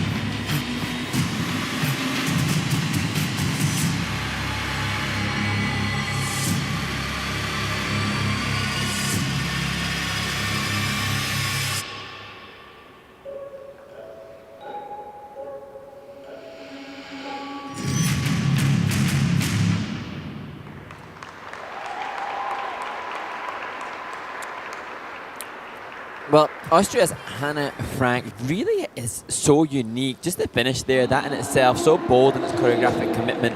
I also think some of the best spins in the event, the donut camel feature in the final spin, and also the sit behind feature as part of the combo spin. I've got that in the replays. Yeah, Wow, we'll take a look at that. I don't remember her using that in the short No, program. I don't either. Yeah. Which is strange when it's so brilliant. Yeah, I think she's improved a lot. And she's a lot more consistent. Made a couple of mistakes, looked like got a little tired. And then that last triple toe loop was probably under-rotated as well. A little fatigue set in, I think. There's the triple Lutz, ends above the head, up into the double axe. A good lift off that takeoff edge, and that was nice and clean in the judging system. The triple flip, double toe loop is also very under-rotated actually on the flip. Watch this right here. Let's slow this down. That leg is behind, and she has the blade. Gotta be flexible. They want controlled, clear positions with good speed. Those are the criteria for the judges for giving good grades of execution, and that was just brilliant.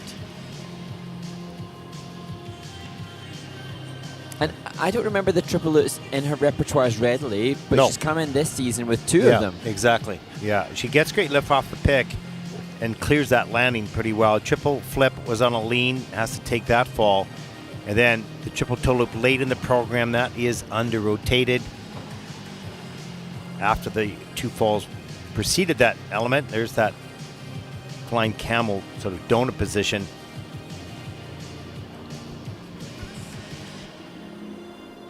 But her personal best is 86.13. She's probably going to beat that with this score here. She's getting better all the time. You can see even in the kiss and cry, even with those mistakes, she's pretty happy. And good to see the judges going for the composition. Her component score in the composition going into the sixes. Remembering that's out of 10 points as total, and so that indication that we're moving up in terms of the quality of the choreography and the commitment to that from the athletes in this group. You know, I've seen Hannah on the Junior Grand Prix for a number of years, and it's all the skaters, so much fun to watch them grow as people and then progress in the sport. She just seems an incredibly diligent athlete. Yeah, absolutely. 93.84 as she goes, whoa, that's pretty good. That's third in the free program with a total competition score of 142.78. And that'll put Hannah Frank from Austria currently into second place. Yeah, nice. Well, nod of approval. Pretty happy with that.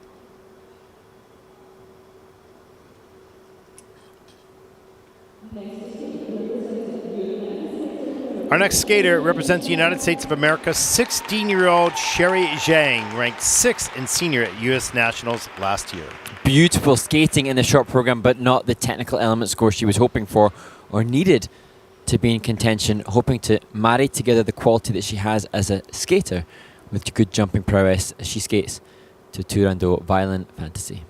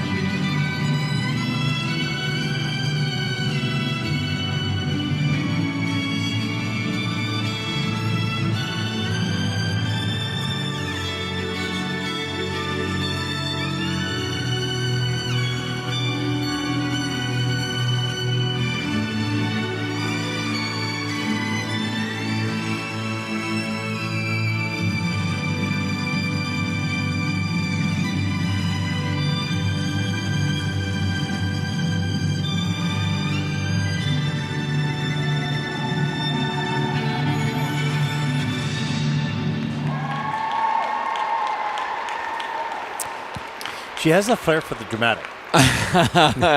And she dramatizes so brilliantly. And, you know, we're considering as we watch this event our must-watch moments, Ted. And after the short program yesterday, it was the spiral that Sherry Zhang delivered that was the memorable moment of the day for me. And again, the falling leaf within this, the spiral again in this, those are gloriously beautiful movements that I will remember. And, you know, this indisputably different league in terms of the program component scores. But Sherry Zhang will be conscious of the technical mistakes. But not only those aspects of her skating, but timed with the music. Because she hits the crescendos on that, and it's really dramatic. It's really powerful. And, you know, you saw the good technique on some of these jumps and some of the lutzes, and then you saw some funny mistakes. A little bit of a lean on the first triple flip, so probably tightened her up a little bit. There's the triple toe loop. That was straight up in the air. That was lovely. And then followed up by the triple Salchow. Not all the way. Actually, all the way, but slips off the edge. There's the triple Lutz. Beautiful. Straight up. Straight down. And the triple flip a little bit later in the program. She looked like she settled in a little bit later. Yeah, and as I was watching it, you know, we've had this discussion on program component scores versus technical element score. And, you know, this is a skater that has so much to offer to an audience in terms of her emotional engagement.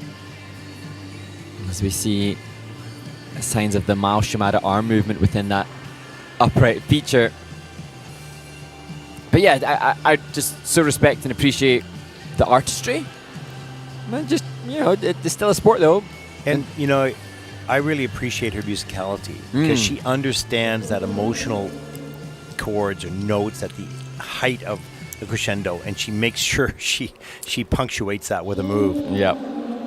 Take a look at the scores for Sherry Zhang, 110.62. That is first in the free program so far. And she said in her mind what it could have been. 163.40 total competition score.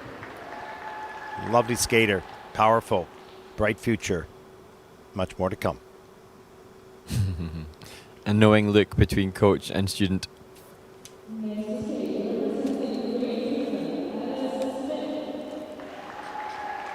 The skater from Great Britain, 14-year-old Alice Smith, Great Britain's junior bronze medalist last year.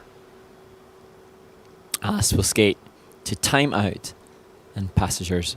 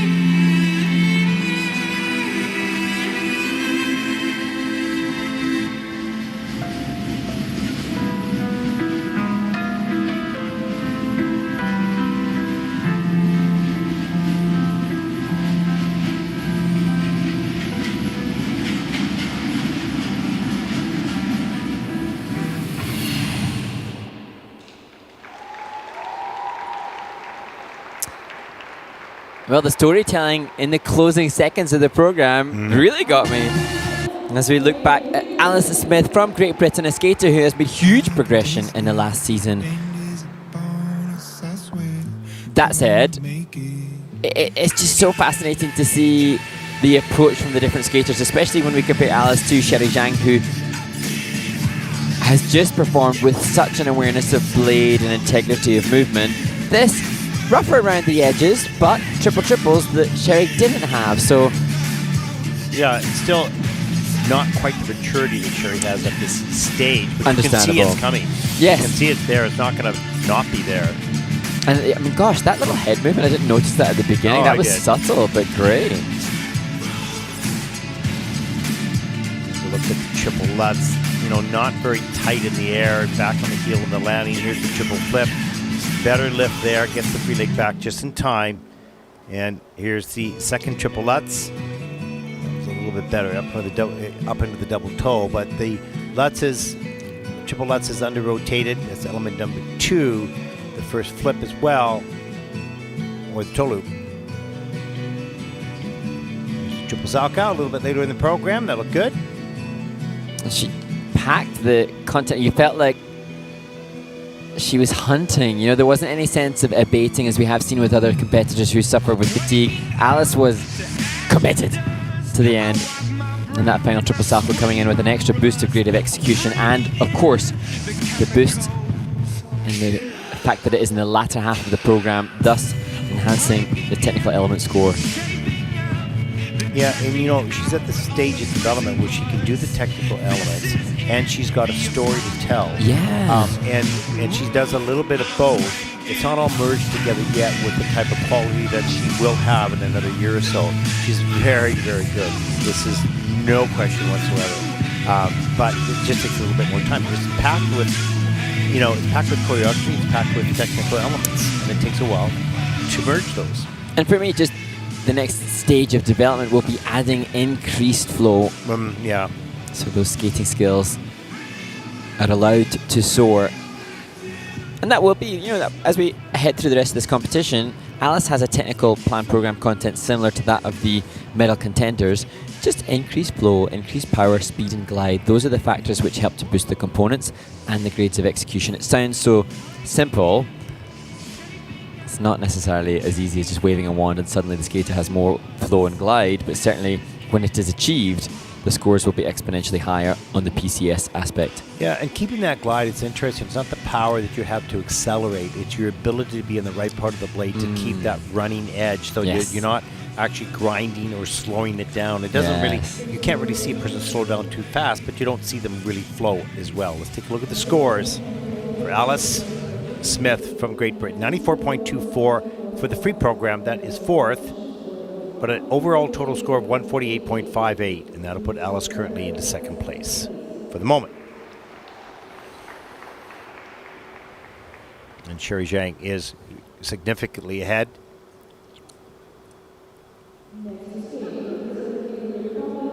Our next skater represents Korea. 16-year-old Yoo-sung Kim had a good year last season, winning 1 and the 2nd in another Junior Grand Prix, placing 5th at the Junior Grand Prix final in Grenoble. And Yoo-sung Kim, coming into this event as one of the favorites, is hoping to utilize the triple axel that we have seen from her in the past to rocket up the rankings with this free skate.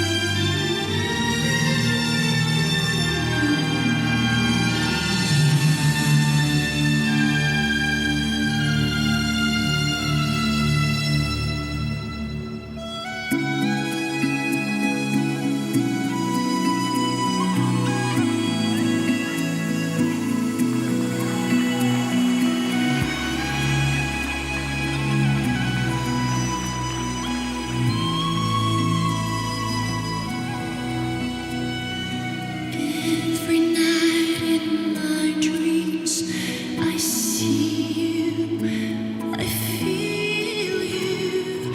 That is how I know you. Go on. Near, far, wherever you are, and you're here in my heart, and my heart will go on.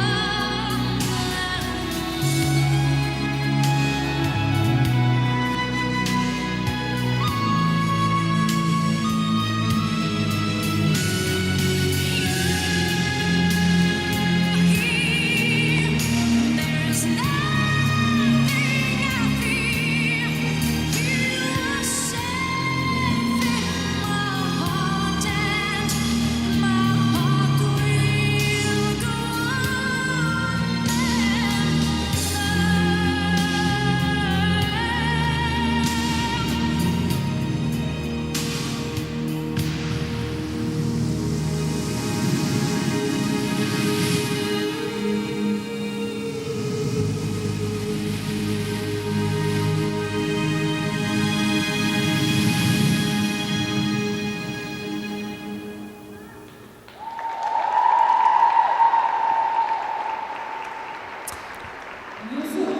Korea's Yoo-sung Kim opening with a triple axel that has achieved nearly 10 points in its value thanks to the grade of execution boost from the judging panel. And Ted, it really interests me watching Yoo-sung Kim because coming into this event, I predicted based on the entries that she was a heavy favourite. But my question was, how is she going to push herself up from the off the podium results at the Junior Grand Prix final? What does this athlete need to do to put herself in the mix of a medal at the final? And I think it was so much about the program component scores. I see that improvement, but mistakes were made in the technical score. She had the pluses on that aspect and the minuses on the technical aspect. She gets the pluses on both, then she's looking at a really top score. And look at that triple axel. Let's see in the system. No, they've given it clean. Here's the look at the triple flip. This hasn't been our friend this week. No. Good hop up into the air on the flip, but under-rotated in the toe loop. Triple loop. Step out of there. So little mistakes here and there. There's the triple sacco later in the program. Double toe. So the triple axel's now been put by the technical panel onto the quarter. So we're watching that carefully. And they've looked at it again and put that on the quarter landing. For me, Ted, if I'm looking at composition of the program, I think there's an obvious commitment, certainly to the beginning, and then the choreo sequence with the spread eagle on the music, really musically phrased. There was a section in the middle just before the triple loop where there was a change in the music into a flute section of the music, and I thought that wasn't necessarily acknowledged. So perhaps as the program develops, that middle section, the construction and composition of that could just be refined and tightened so that there's a bit more connection with the music. But we're nitpicking because I'm thinking of how she's going to get, what is going to take this skater and elevate them to medalist at the final. She's a real challenger for the top spot. She is. She can do this, but she needs to put all the pieces of the puzzle together because some of the skaters simply don't miss very often. Yeah. Right? So she's the same quality as the top group, for sure. Absolutely, is the top podium. But with mistakes, it's a costly. 116.69, that's first in the free program for Yoo-sung Kim. The total competition score is 171.39. Yoo-sung takes over the lead, at least at this stage.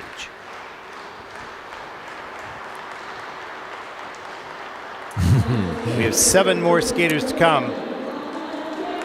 And our next skater represents Germany, 14-year-old Annika, 7th after the short program.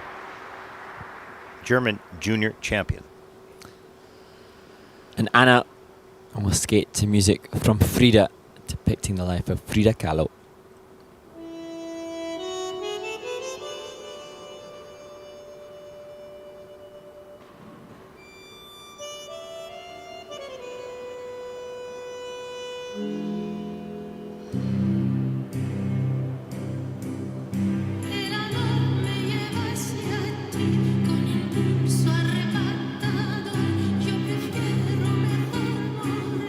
Que vivir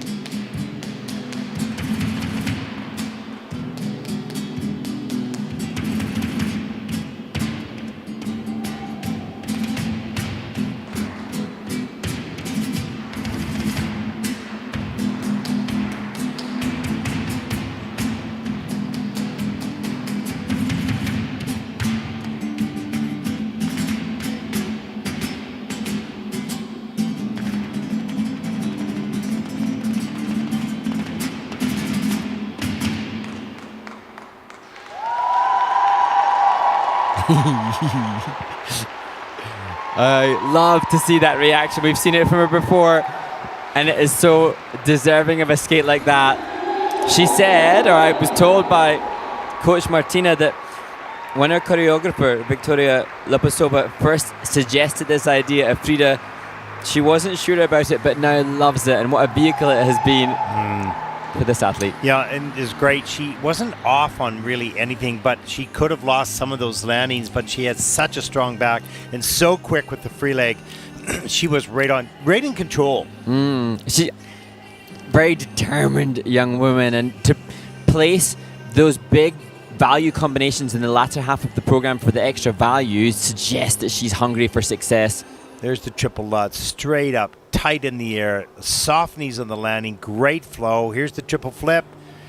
Gets the free leg back in time. You see she bends a little bit forward to stay in the middle of the blade. Whoop. Triple loop, Euler, triple Sacco. Didn't have a lot of speed to do it, but she did it. Gutsy. And triple loop.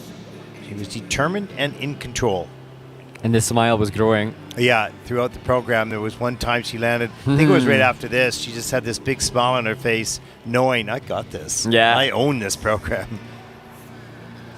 The definitive thing for Anna will be consolidating the spins. In this short program, the spins were the problem for this skater, and certainly today, that's where she has lost relatively easy points, but she doesn't need to know that right now. They all need to just celebrate. No, I mean, the main part of this development of this skater is get all those difficult technical jumps done, which she did, and she spun, but there certainly could be improvement in the spins. But 109.70 is her personal best, and she should beat that with this program, one would think. She has a couple exclamation marks on some jumps and a quarter on the triple Sacco. But let's take a look at the score, 111.08. That is second in the free with 167.44, and that'll put Anna currently into second place. I think she was hoping for maybe a little bit more, but, you know, you're going up against Yusung Kim with the triple axel. So. And that's the great thing, is that, you know, she's in an event with Yusung Kim, and you sense the hunger that I mentioned from Anna. I don't doubt that she, Martina, and Victoria will all be working on such elements at home to include as soon as possible. Yeah. Pure determination, great athleticism, and certainly now finding her sensitivity to music and choreography. And, you know, when we look down the standing order there, the likes of Noemi Yus, who's she in 5th place, and she skated so cleanly, indication that we have had a strong event in just the opening of 7 events on the Junior Grand Prix. Yeah, we talked about that. You know, the last 4 groups, certainly the last 3 groups, absolutely. You know, they all have triple Lutzes, they all have triple flips, triple loops, you know, whatever. And some of them, most of them, delivered them tonight. Some had some mistakes, but getting stronger and getting deeper.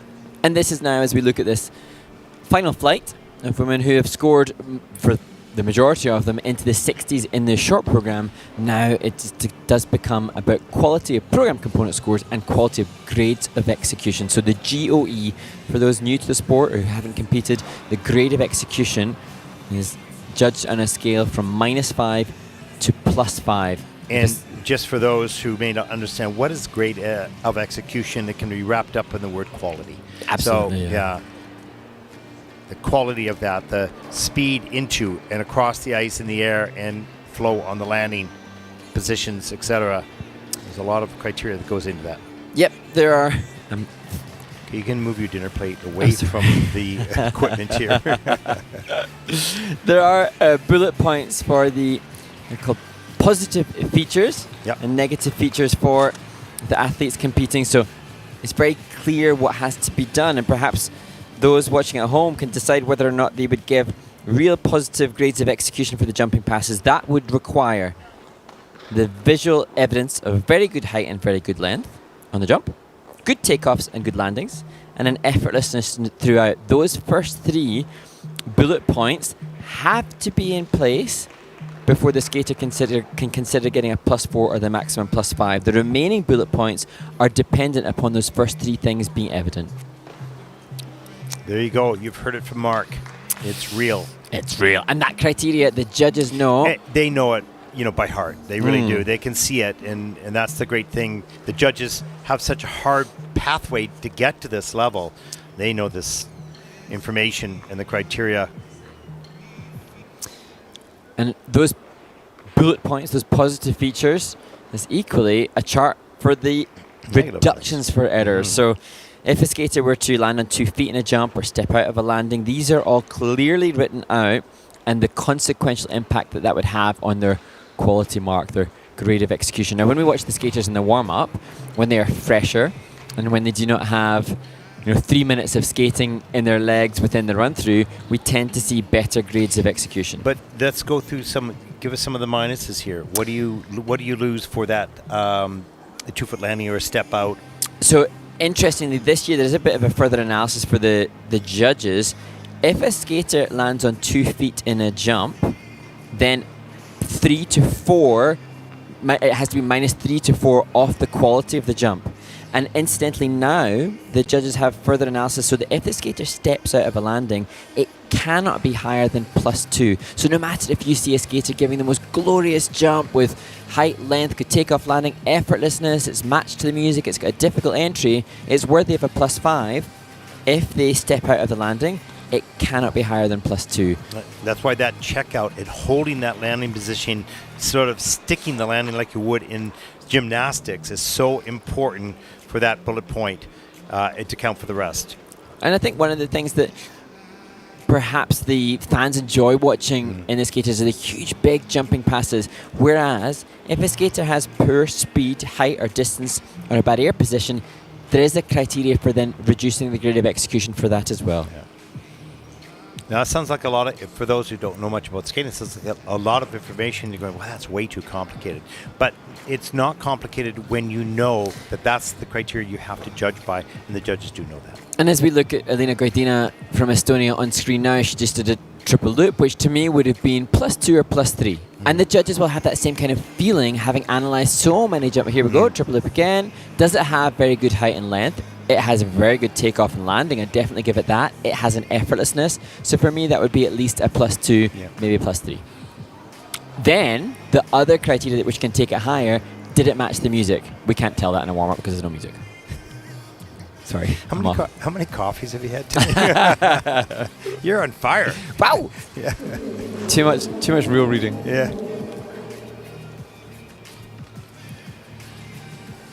And I suppose that's the... when I competed, Ted, like many other skaters, thought, I think I was hard done to, or, I didn't get maybe the scores I deserved. When... You don't really hear that very much anymore. When now the athletes have the clarity of knowledge as to how to create the score. Yeah. They have that...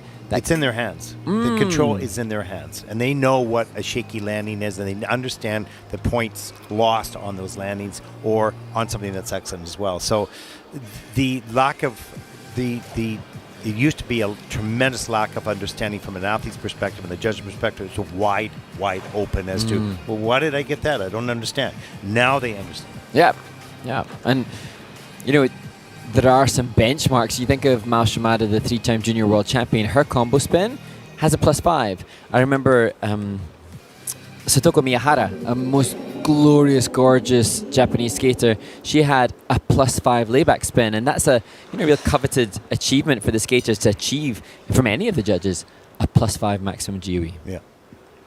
Okay, here we go. The final group.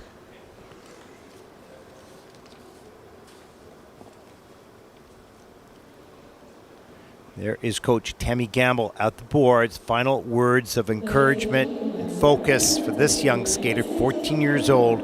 Angela Shao from the United States, new to the Junior Grand Prix circuit, 6th at U.S. Junior Nationals. Angela was just resplendent in her performance in the short program, and a very different energy and style for the pre-skate, skating to the music Ave Maria.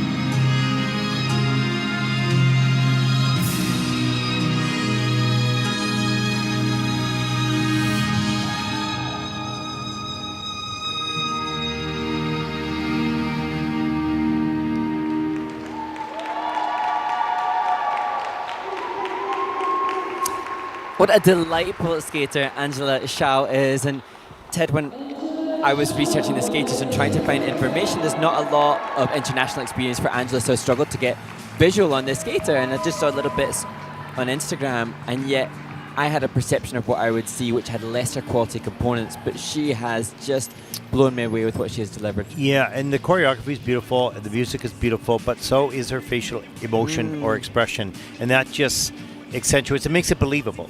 And actually she has a really broad range, because we were so entertained by the expressiveness, the extroverted expressiveness in the short program. This is obviously so different to Ave Maria, but she was refined. It wasn't ostentatiously in your face. No, not a big jumper. She gets around here. You don't see a lot of height, which you're looking for. It's one of the bullet points you talked about in the GOEs. An efficient jumper for sure. That was a little bit better. Up into the air. Let's take a look at this triple flip.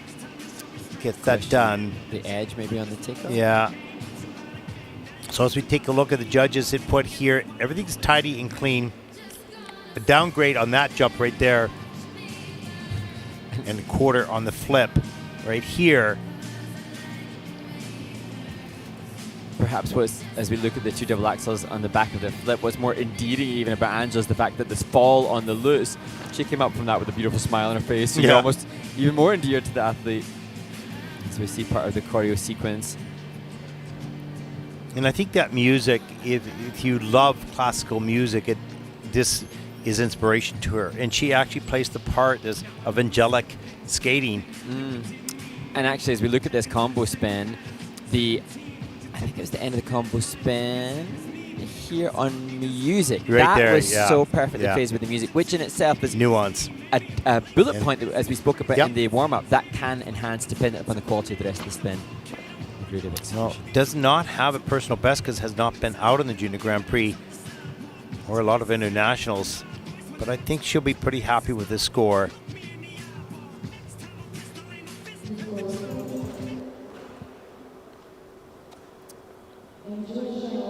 Free program score for Angela, 111.98. Now that's second in the free program. Total competition score of 170.68, and that will put her currently into second place. Good job, says the coach. Yeah. And Yusong Kim climbing up the ladder, perhaps onto the podium. We'll find out in the next few minutes.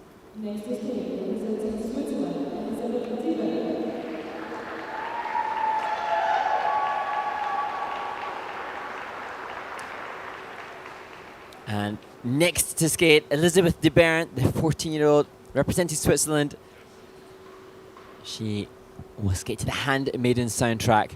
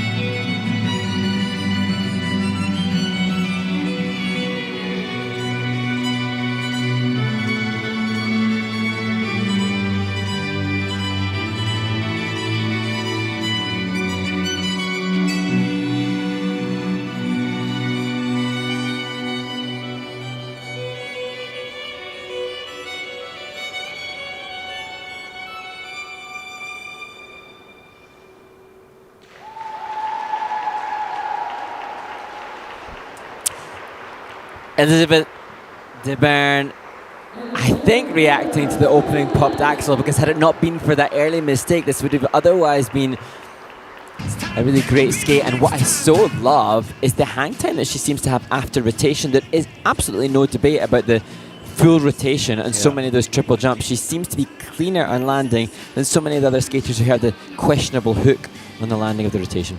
Well, she is explosive off the ice and very efficient in her rotation position. As we take a look at the axle take off, that left edge slipped out from underneath her. But look at the left, straight up all the way around.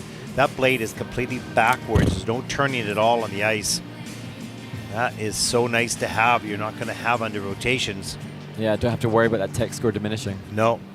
I don't know if she tried to fight for this outside edge feature. She lost the edge, and I don't know if she squeezed in 2 rotations after. Well, she's got a level 3. So missing something. There's the second triple. Let's look how easy that looks as is. Yeah, and I mean, you know, when we see a skater so clean in that, then we look beyond and we see that the Lutzes, I think, were both in the same position on the ice. So from a composition perspective, maybe consider reframing some of the pattern of the program. And for me, I'd just love to pull the shoulder blades down and open up the chest and create a more expansively open presentation aesthetic. But the great jump technique allows us to dig deeper and find those kind of comments. She's 14, so there's going to be more time for all that, and she's already so good. It's amazing. And she has 111.22 as her personal best from last season, and now she has 112.65, and you can see the expression on her face, like, wow, whoa, she takes over first place, 173.67, and she's ahead of Yusun Kim with the triple axel. Yusun did not have a good short program.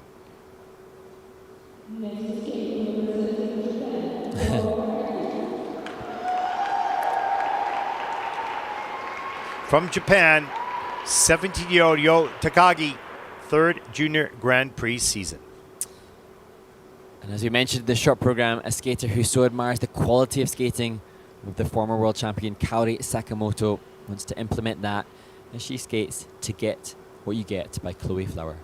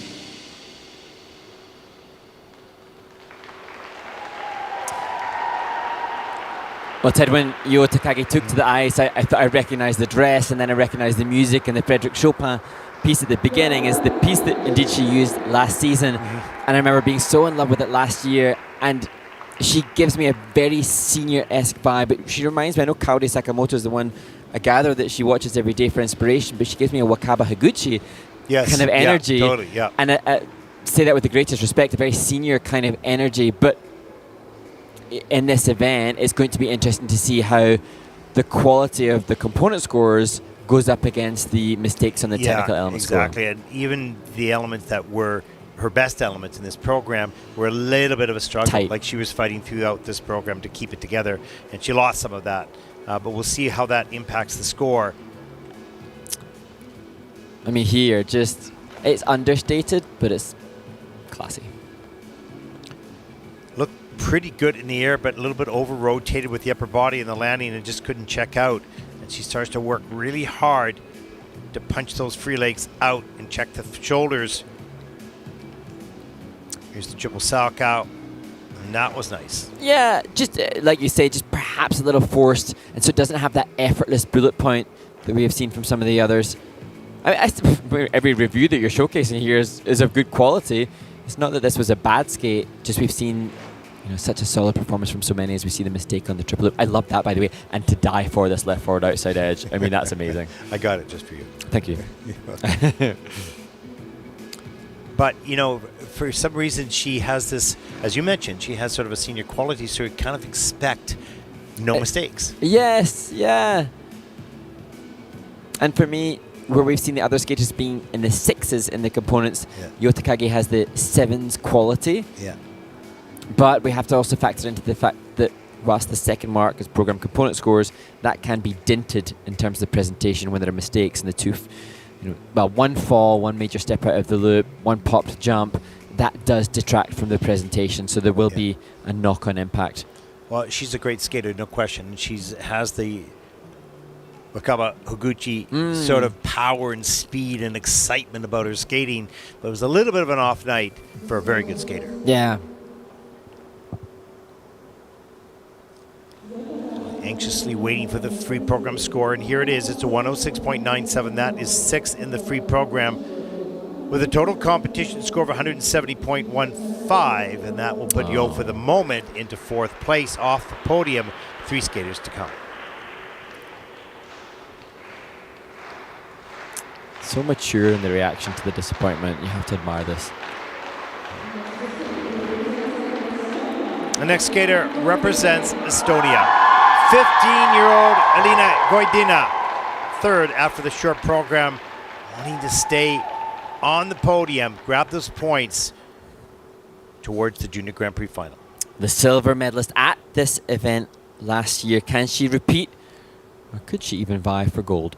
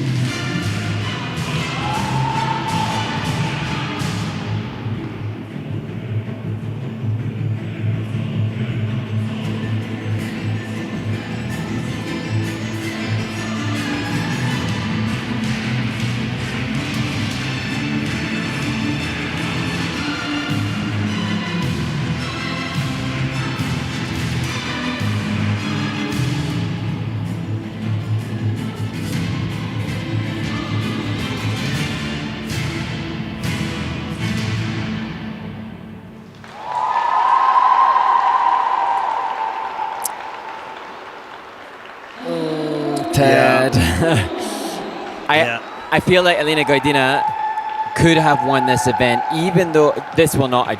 This is not going to win the event now. No. However, the quality of so much of that, the attention to detail, you could see. I feel like as a judge watching it, everything is very easy to give marks to. You know, we talked about throwing marks away. She didn't throw marks away, but the 2 falls make it impossible for her to win. Yeah, and she didn't have a triple as well. Yeah. And she's going to need that to, climb up the ladder, and then there were a couple of mistakes. She's a beautiful skater, powerful, great height. I think that was a little higher than she normally has it, and she didn't hit the ice quite when she thought. She was a little slow on the checkout of that. There's the triple toe loop, Euler, knee slide, very cool. Triple Salchow, a little bit on a lean, but does it nicely on the landing. The triple Lutz, and takes another fall. And on the landings that we've seen, here's the triple Lutz, double axel, and the other. But on almost every landing, not that one, but on the first triple loop, there was a change edge and a back loop. There was back spiral after one of the other jumping passes. Everything has been interspersed with transitional content. Here you can see this was musically phrased as well. Everything is created to make it a very judge-friendly skater. But of course, if we think practically, the fall on the triple flip and the fall on the triple lutz, she's, when that factors in so many aspects, given what we would assume she would do and has showcased before in regards to the grade of execution, potentially 10 points just on those two. She's just 15. We're going to see her for 2 more years on this as she continues to grow and mature in strength and confidence. 120.18 is her personal best. She's going to fall quite short of that, but will she have enough to stay on the podium? We'll find out. 108.97, that is 6th in the free program. Total competition score, 172.74, and that puts her currently in the 2nd place, but the top 2 skaters yet to come. And Elizabeth de Baron from Switzerland is going to be a medalist at the Junior Grand Prix. That's pretty major for Swiss skating. Wow. And the plot thickens. Here we go. Representing Korea, 13-year-old Ji Yoo-ha from Korea. She was 8th at the Korean Senior Nationals. How will this youngster take the now pressure upon her? Flower through concrete, the music.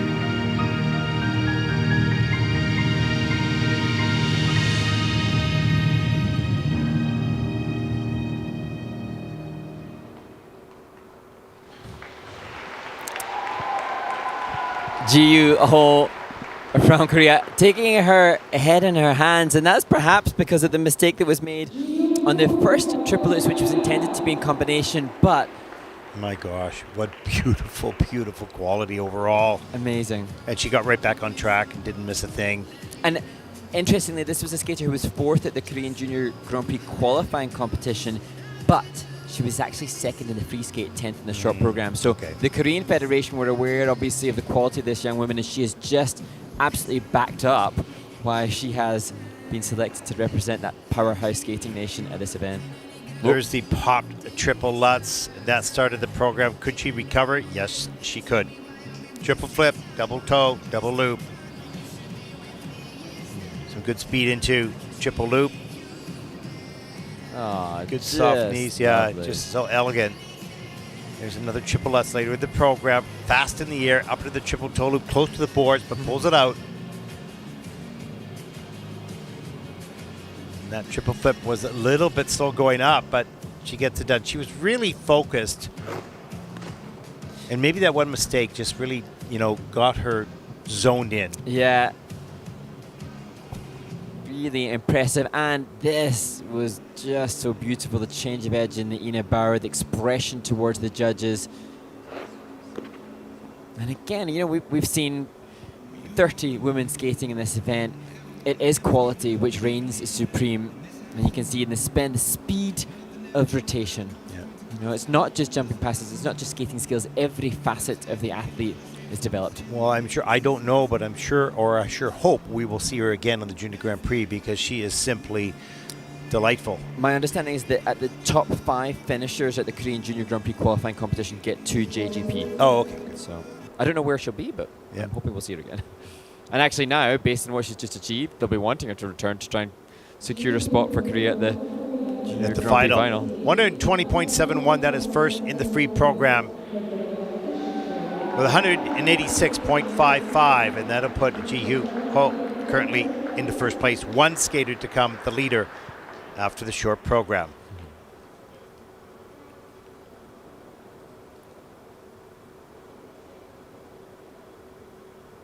And there she is. Our final skater on day 2 here in Riga in the women's free program, Mei Okada from Japan, 15 years old. Mei comes into the free skate with a 2.5 point lead after the short program yesterday. She skates to music chosen by her mother for her, Miss Saigon.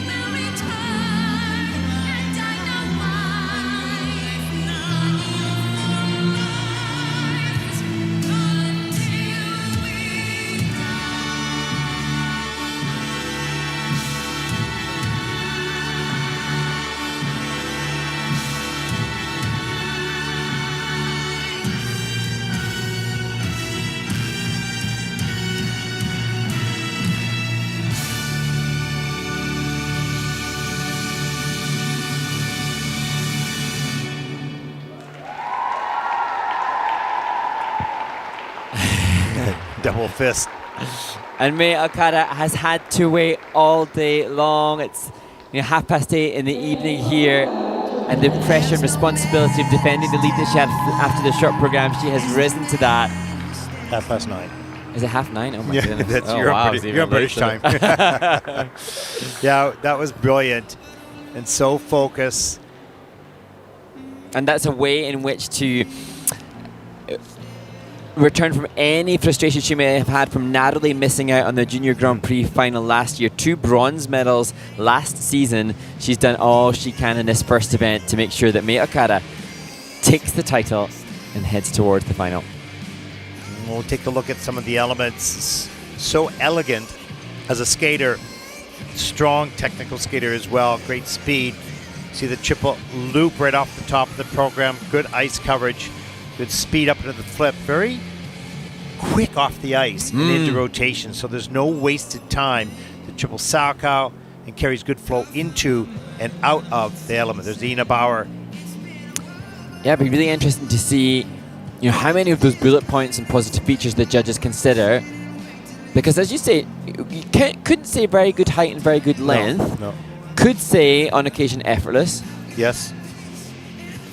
Could say good takeoff and landing. Yep. But you need that good height and good length for the +4s and +5s. But I love the increase of speed within the layback. Concluding with that Bielman.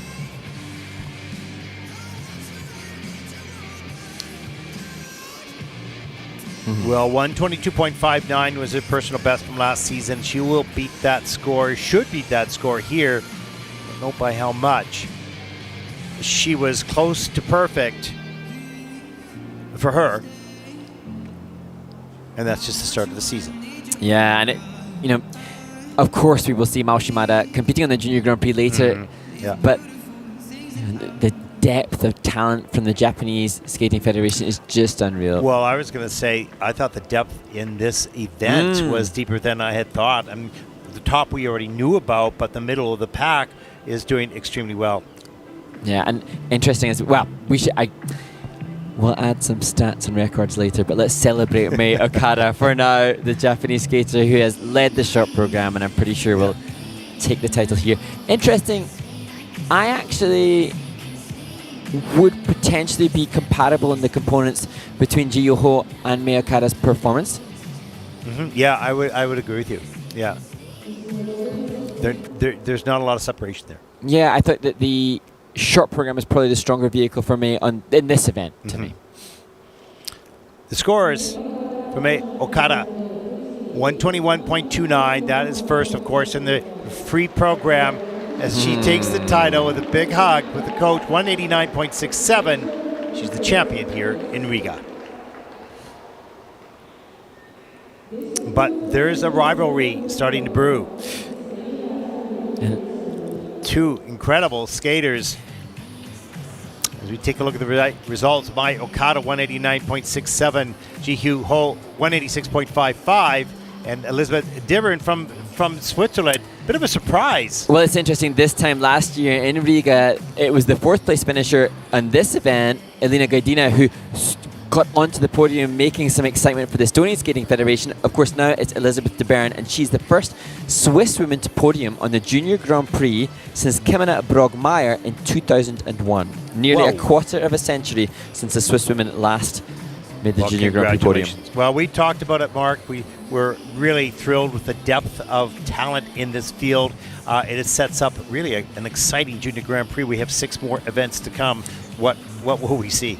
Well, we know whatever is to come that the Junior Grand Prix final will comprise of some very special skaters because we had some very special skaters within the top 6 here, and the top 6 in the final will be presumably even, but they have to be even better. And well, now they set up for the medal ceremonies for the pairs and for the women. And tomorrow's events, of course, we'll have the free dance and the men's free as well. And both those events will be very exciting. And that concludes our coverage here. We want you to stay online to watch the medal presentation. Mark, of course, you're going to be doing some interviews a little bit later as well. So still some work to be done. Yeah. And we will be back tomorrow for the final day here on week 1. For all of us here at the ISU, we hope you've enjoyed the coverage. I'm Ted Barton with Mark Hanratty. Thank you for watching. We'll see you tomorrow.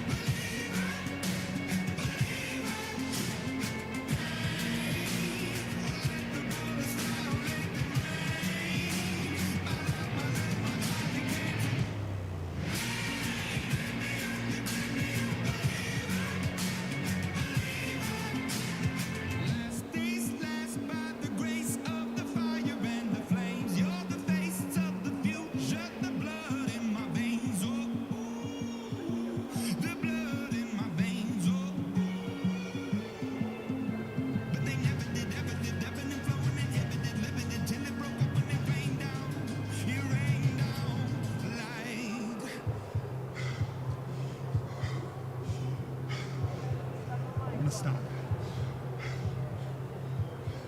We can't.